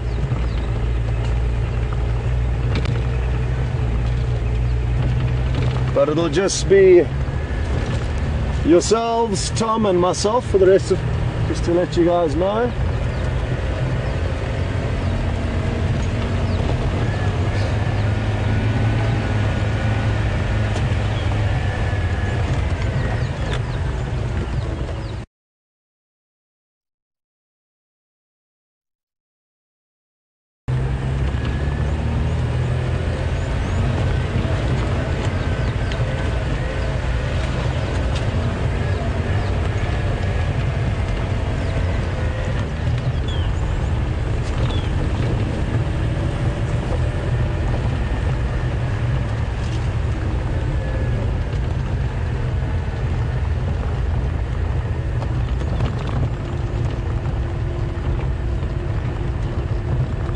Good morning, Alan, all the way from Northern California. Welcome to this morning's safari. Alan's question was, how long is the average lifespan of a leopard? Now, thankfully, because leopard have been followed so closely in the Sabi Sands Reserve where we find ourselves, we do have very accurate information as to how long they live for, and importantly in the wild as opposed to captivity, which may give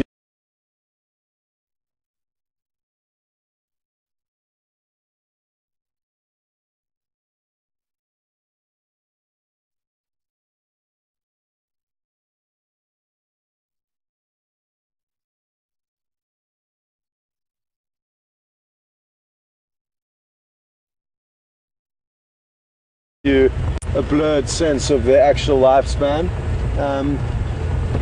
Your average lifespan would be from anywhere between 16 and 20 years for a female leopard and a certain individual, but that is when they do get a bit older, let's say 15, 16 years of age, competition from other males, which is fierce, may lead to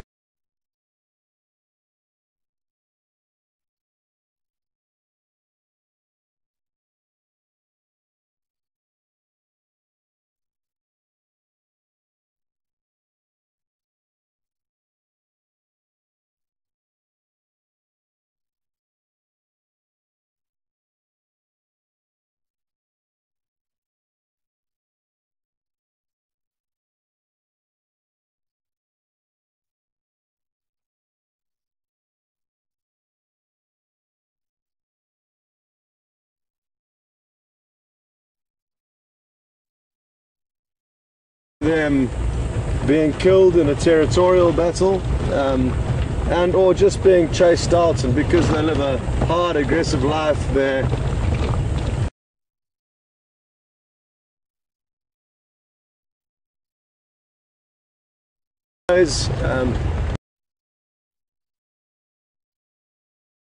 far west, which is a good thing.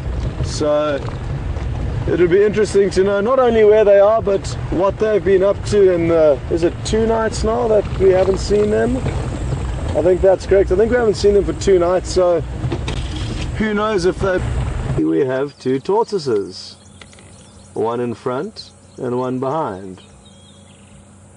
The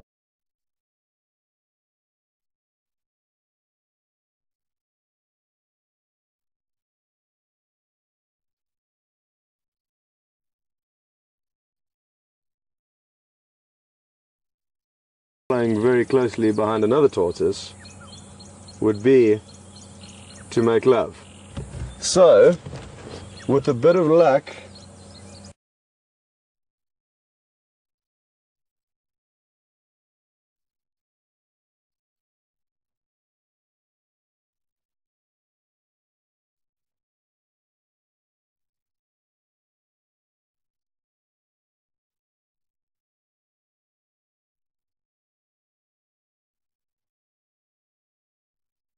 we will be able to witness these tortoises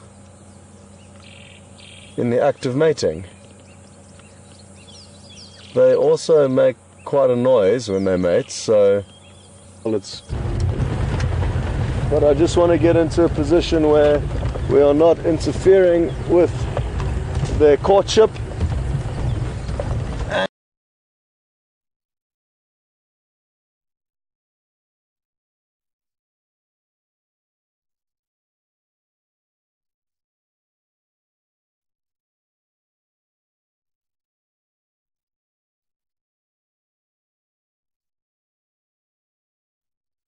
And where you can also get a good view.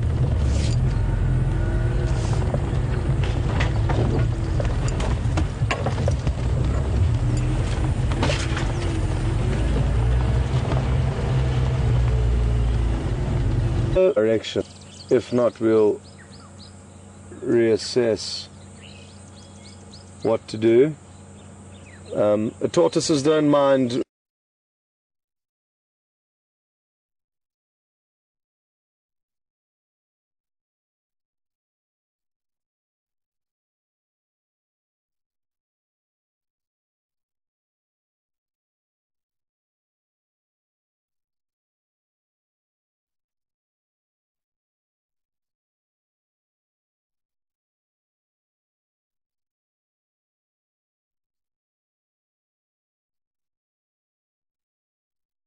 As we passed, they were approaching that little thicket.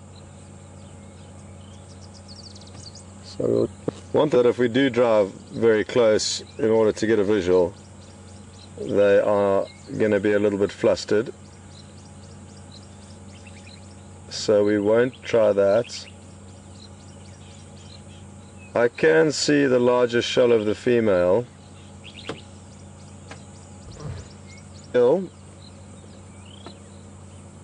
But let's give it a few moments. Maybe they were alarmed by our presence.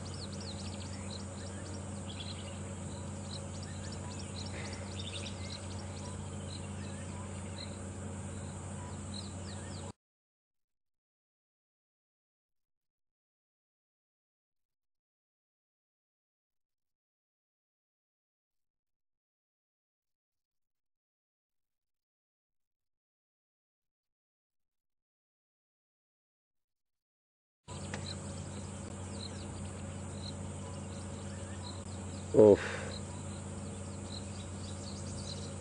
I can see some.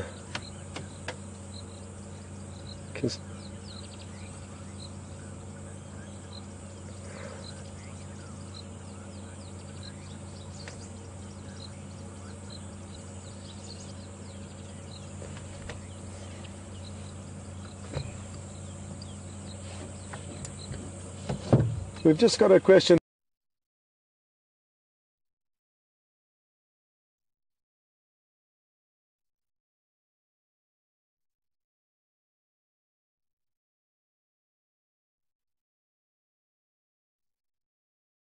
through from Lauren, asking what is the most intimate and special interaction I've seen between two animals and between different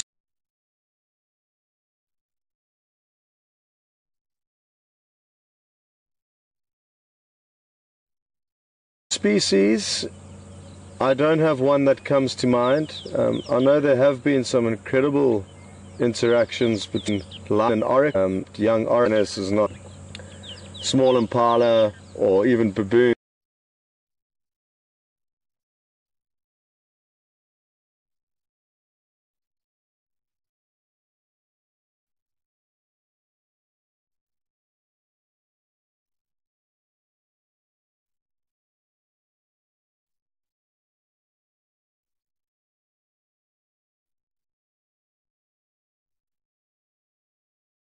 And they find a young baboon on the mother that they've killed, and then their maternal instincts kick in and they start to try and look after this baby baboon or baby monkey. So you do get some bizarre interactions like that. For me, the scene was like to see of the way they can be so gentle and caring, was really something that was interesting to see. And elephants are also known to mourn their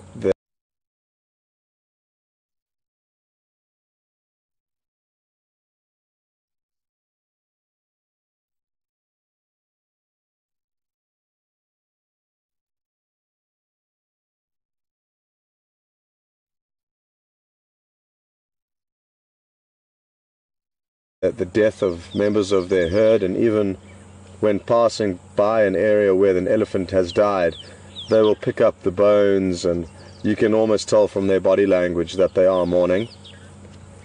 But thank you for that moving when they are mating. So I'm not sure whether they are or they aren't, but it looks like the female's coming towards us now. This is great.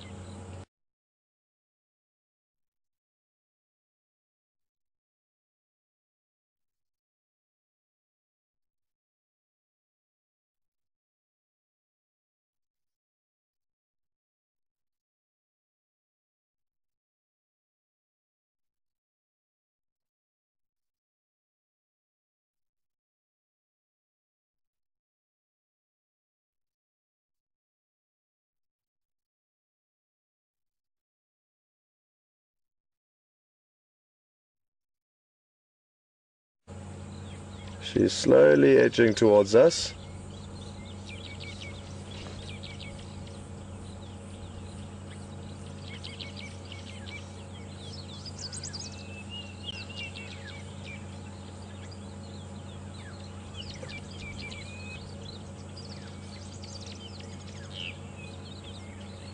Darren on Twitter's just asked a question regarding where tortoises lay their eggs, if they lay them in specific places, and what the survival rates is of the young.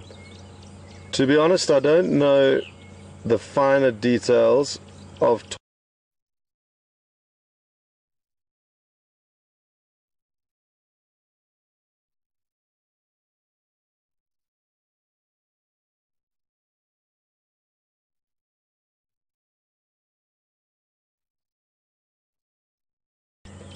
they don't get as large as they can in other parts of southern Africa.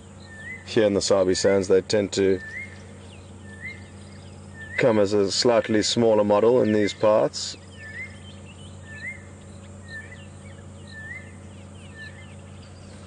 It's fair enough to keep her on the move.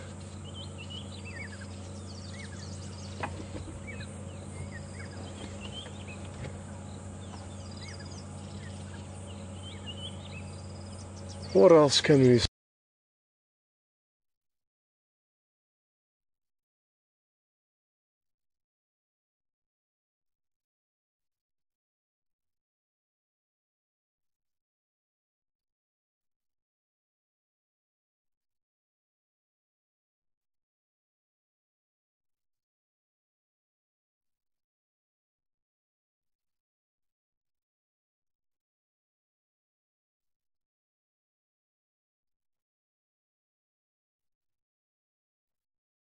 see around us? Yeah, well, I've been so focused on these tortoises, I haven't been paying attention to what else is about.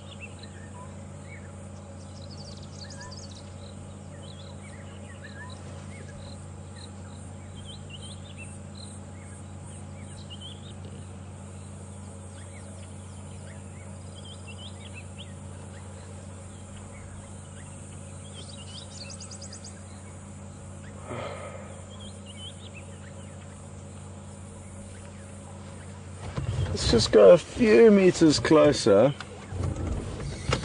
and see if anything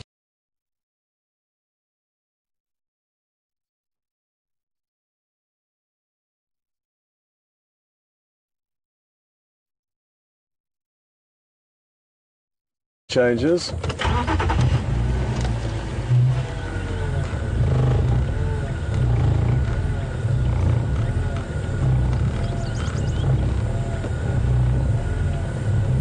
Trying to just creep in as slowly and delicately as possible.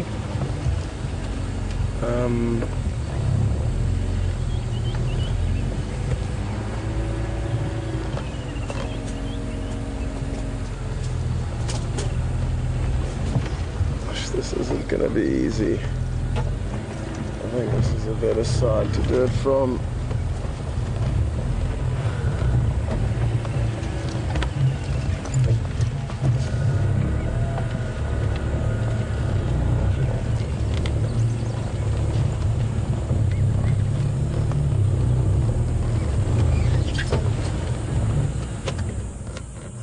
Okay.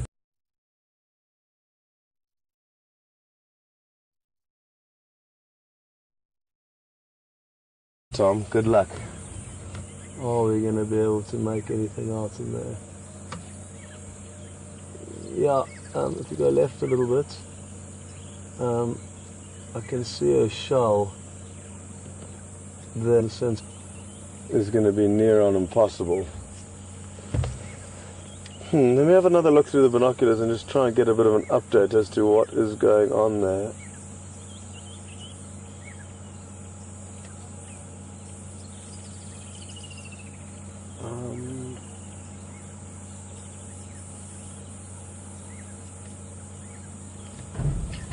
Stand up, let's get a bit of a bird's eye view.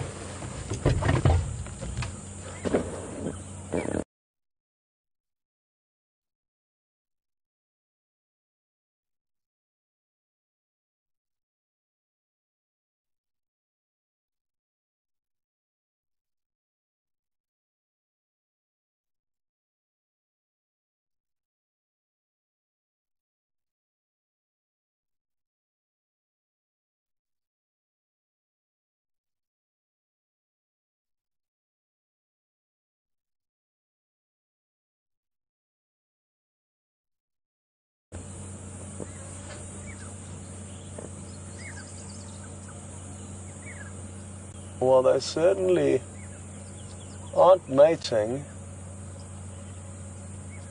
but are very close to one. The male, I think, I stand to be corrected. I think it is the plastron, that is the bony or the hard shell, that is essentially their stomach, and the males have got a concave belly which allows them to almost fit onto the shell of the female, whereas the females have a dead flat belly. So if the female was to try and mate with another female, obviously this is never going to work, but she would just keep sliding off, whereas the males have got this perfectly designed concave plastron. There seems to be a little bit of maneuvering. I don't know if it's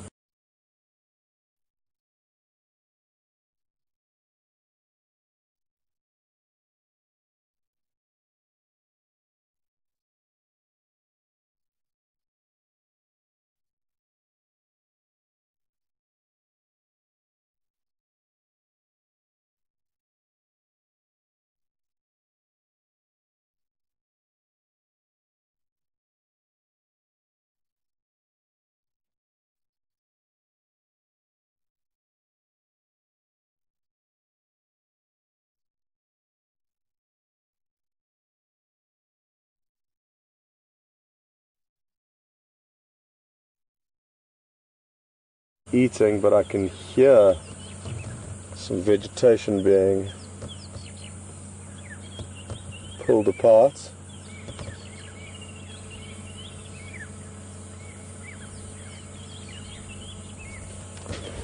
Thank you for bearing with me, and I think it was definitely worth hanging around, giving them a chance to come out of that thicket.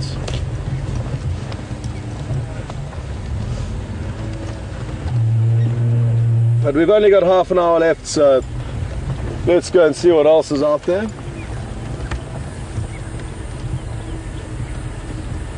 I really thought we were going to see some tortoises mating there. It's seriously a cool thing to see. Anyway,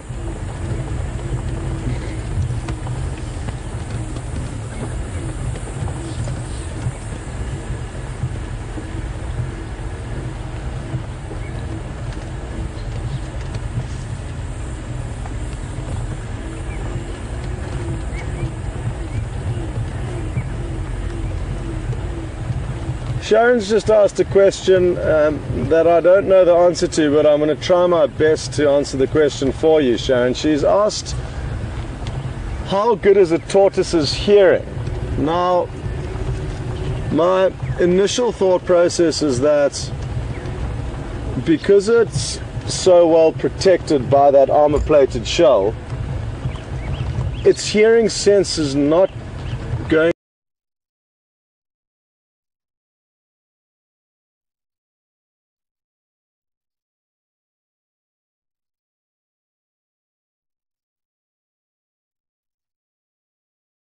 to aid it hugely.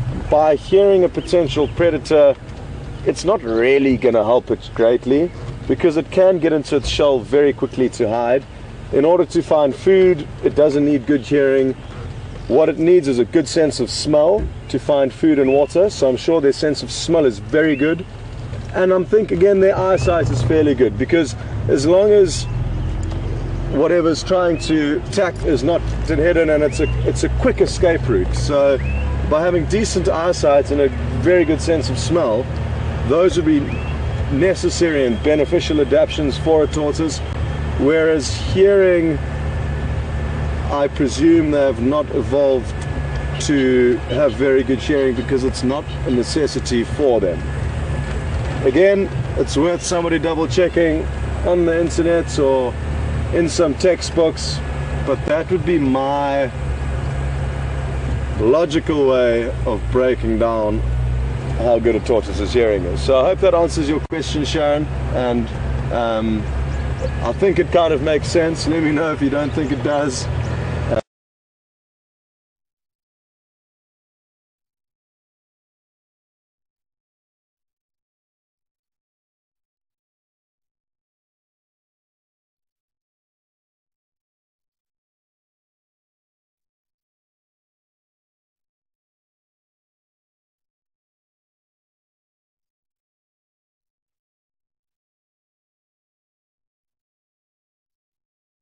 Again, like I mentioned earlier, the stereotype or stereotypical setting to find leopard in is this. So there's just a millipede crossing the road in front of us, and because of this sandy track it would be difficult for me to get out of its way and avoid crushing it, so we will just have to wait.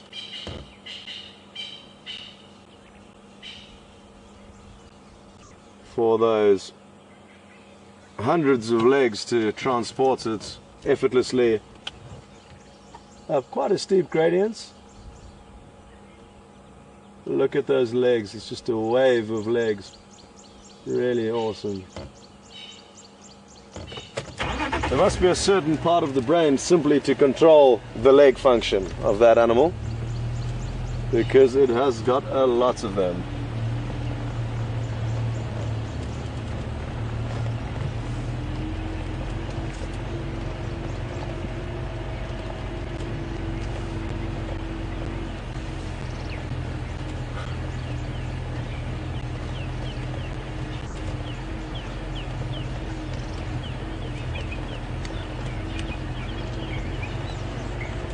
Well, it's taken a while, folks, but my father has just asked his first question, and quite a tricky one, so I'm not going to answer it, but I'm going to say hello, how's it, Dad? Have a board, and he's been telling me now that so it's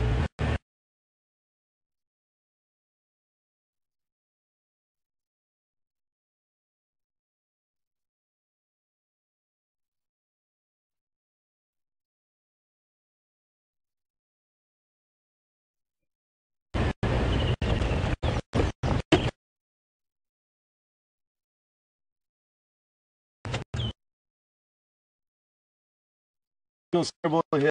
I'm not sure where.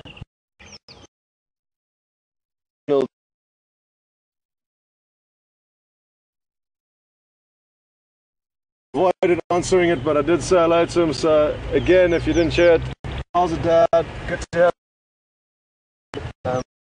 Get up to higher ground for better vision. But I saw a lion track just behind us over there, so I just want to try and establish when it was from.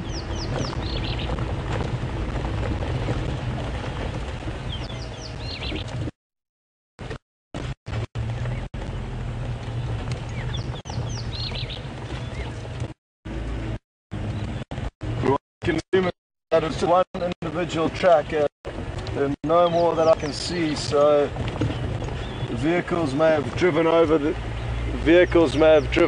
the other tracks, and also that indicates that the tracks are a bit old because vehicles have had time to drive over them.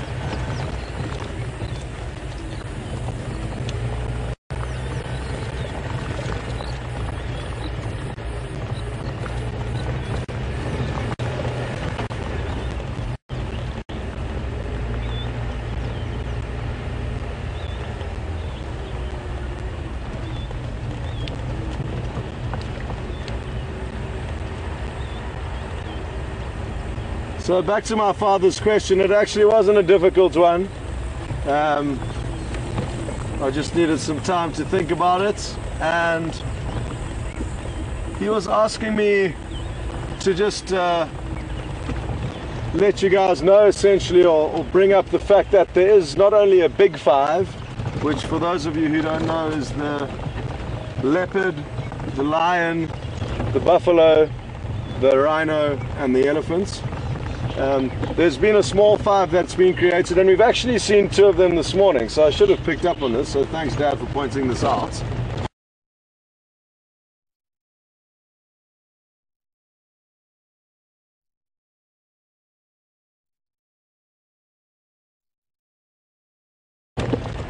The first of which is a buffalo weaver. So we've seen the red-billed buffalo weaver this morning, so that's one of the small five.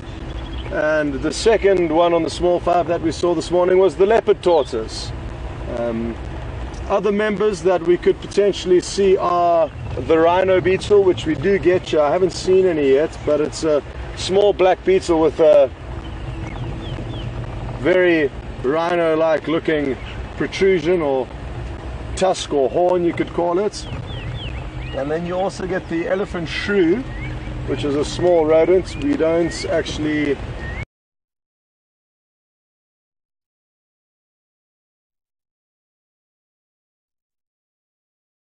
get the elephant shrew in these parts.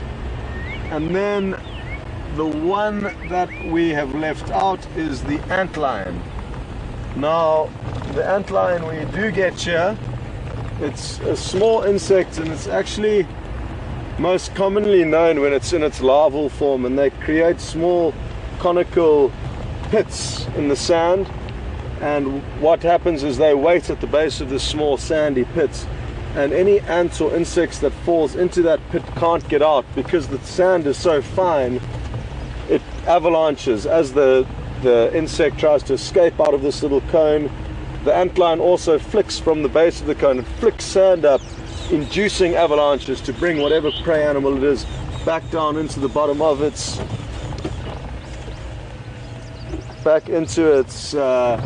trap, and then it grabs onto whatever it is, often ants, hence the name antlion, and then they pull them down beneath the sand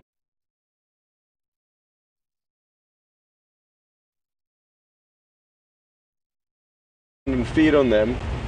But that is when that animal is in its larval form, it metamorphosizes into a clumsy dragonfly, essentially, that you see found when it eats up. Buffalo and elephant would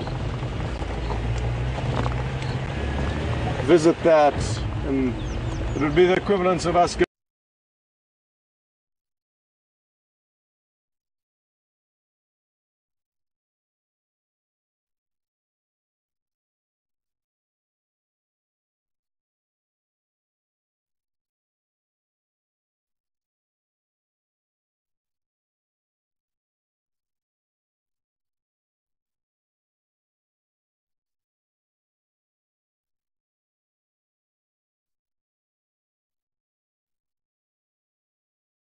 going to a health spa. I guess they get to refresh themselves and cover their skins in a protective layer of mud that prevents any parasites from latching onto them, and or if parasites have managed to latch onto them already, as a pulse.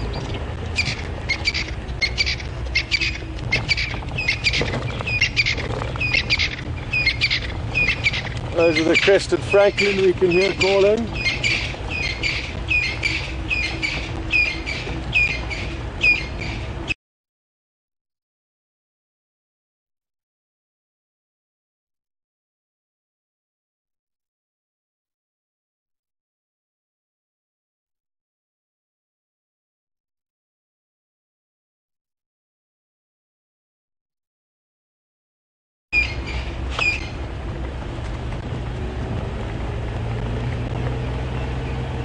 Okay, Tom, we need to find you something to Very much something to film. I'm trying. I'm actually very surprised that I've seen in the way of mammals, but it's two. Oh, they're less likely to hang around, but let's just try our luck. Now these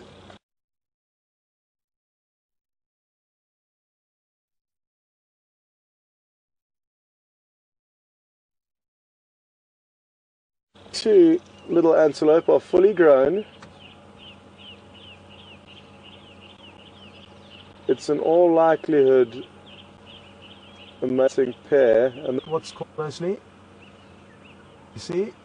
Okay, no, now he's feeding. But earlier he was rubbeting that orbital gland on little branches, and I'm sure he'll continue to do it. Males and females compete for territory, so they do not overlap, which is very interesting with these animals in specific. It's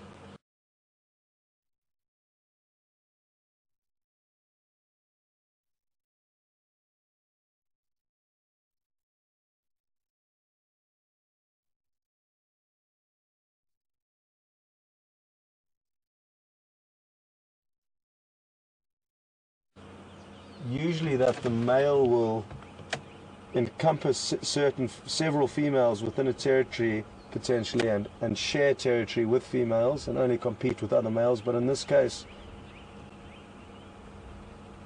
there's interjection. There he rubbed it, doing it fairly consistently and in very short intervals, which was interesting to see. So that was some very cool behavior to see, considering the fact that they have got this very unique situation and that they do compete with one another for territories. So now, without further ado though, we are going to try and get Tom an angle on these kudu.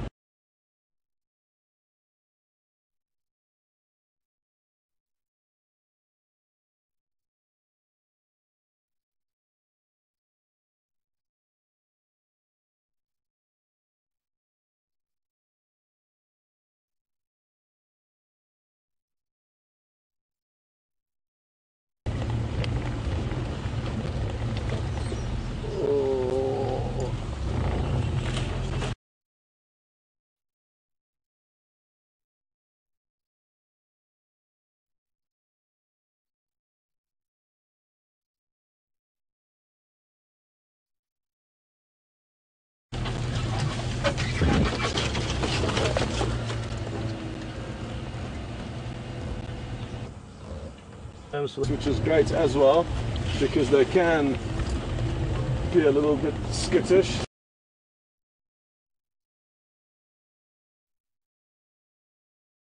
Species, both in the same shot, which is going to be good. There's a white chevron between the eyes. Sorry Tom, I'm not getting you in the best spot here. It stopped just to look at the steenbuck, which were running away. Well, I think chasing one another. Senses very alert. His horns will get bigger, the Inyala, but not nearly as large as the kudu, and they're not spiraled as intensely. They don't create those big circular spirals. It's more just spirals on itself.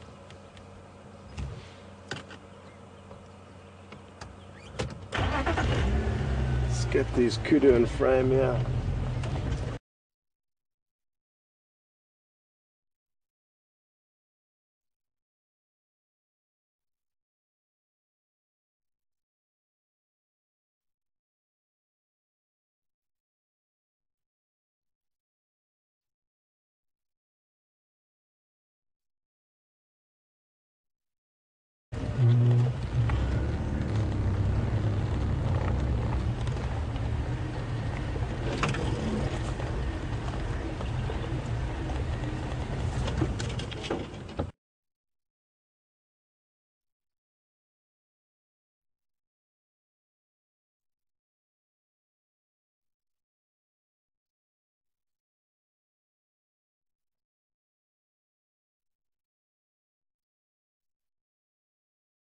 Earth was the wildebeest on my first drive for Wild Earth after 7 years of guiding.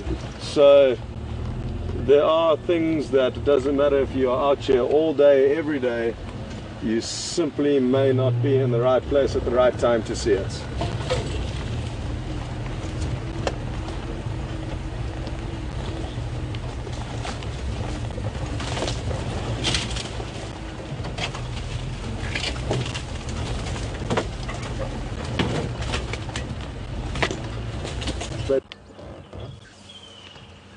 So Rose, I know it's not a kudu,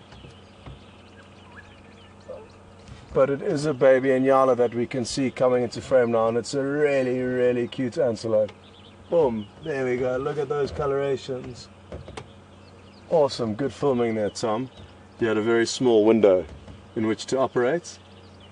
So Rose, I know it's not a kudu, but it's a very close relative, and it's a very cute baby. So I hope that this will suffice for now until we find the time to find you a big kudu, a baby kudu.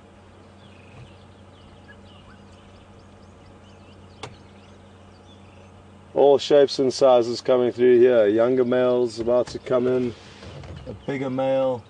So well, they all seem very happy, tails wagging.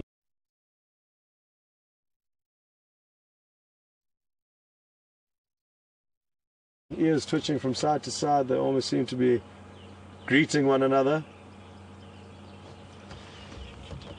There's a young male on our left coming in, a clear opening. And if you stay on that opening, yeah, it looks like the boss is about to appear into the frame. Oh, look at him. He's erecting that mane of his as a display potentially to me and Tom that all of these ladies belong to him. And also just to reassure them and reaffirm that they are with a beautiful big Inyala, and he is a fine specimen, he really is.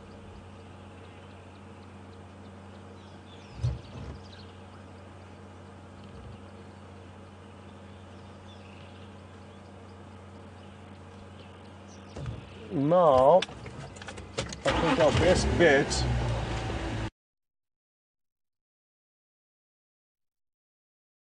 will be to try and get back onto the road and then get ahead of these animals and try and get another visual of them.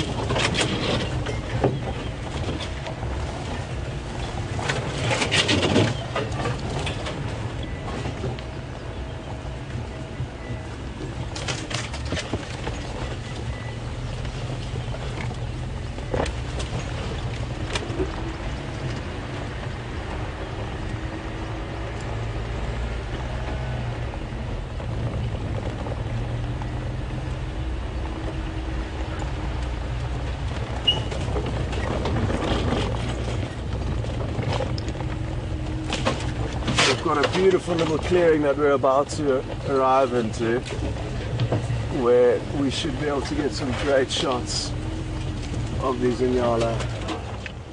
Magic. I can see the Steenbok in the background chasing one another. Those male and female are obviously still disputing whose land is whose and where the boundaries lie. Hopefully they will come into frame. Beautiful big bushy tails the Inyala have. And there's that youngster.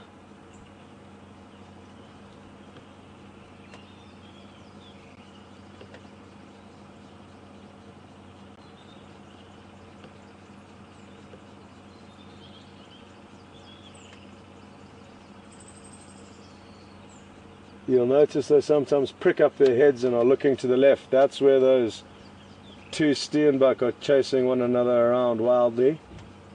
And I am actually going to drive up to the edge of this clearing where they are now, as that way we may be lucky enough to get a glimpse of these Steenbok running around.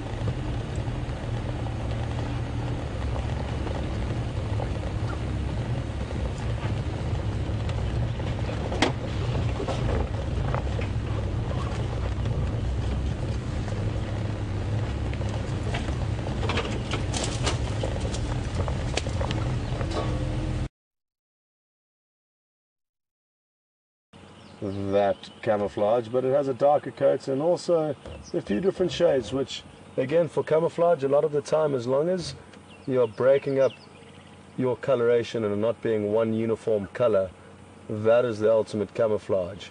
So it's not necessarily putting a green shirt on because you're in a green environment. It's more important to wear clothing that breaks up your body shape as opposed to one uniform color. A very unique coloration though for the antelope in this area. The kudu and the Inyala are the only ones we have with this beautiful white striping.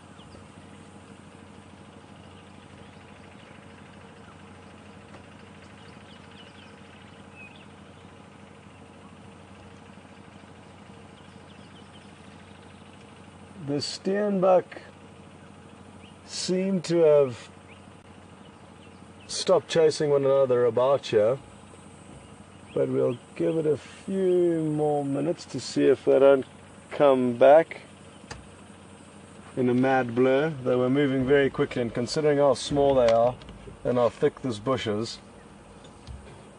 Okay, well, and they're heading into fairly thick vegetation over there, and just slowly amble along for the last few minutes.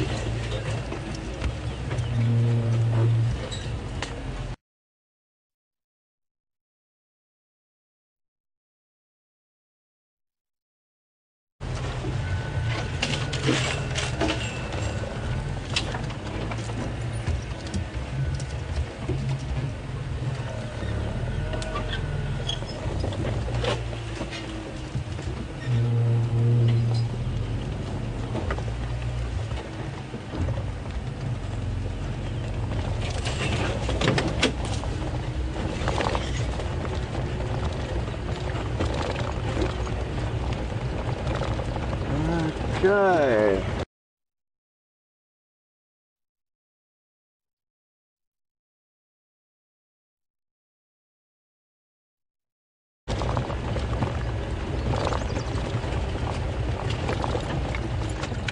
You get that little bird there. It's the first one I've seen since I've been here. Oh, well done, Tom. You are. There we go. That, folks, is what is commonly known as a southern black tit, and it's the first one I've seen since I've been here, hence my excitement to see it.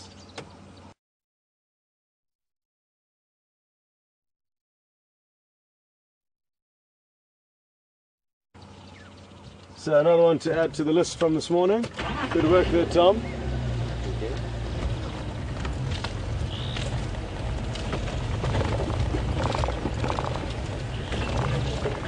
The tit, a pendulum tit, and that makes an incredible nest where it's actually got a false entrance to confuse any predators or snakes that they try and get into this false entrance that just leads into like a small empty chamber, whereas in fact the entrance is on the top of this nest that they make out of fur and any kind of woolly substances, fine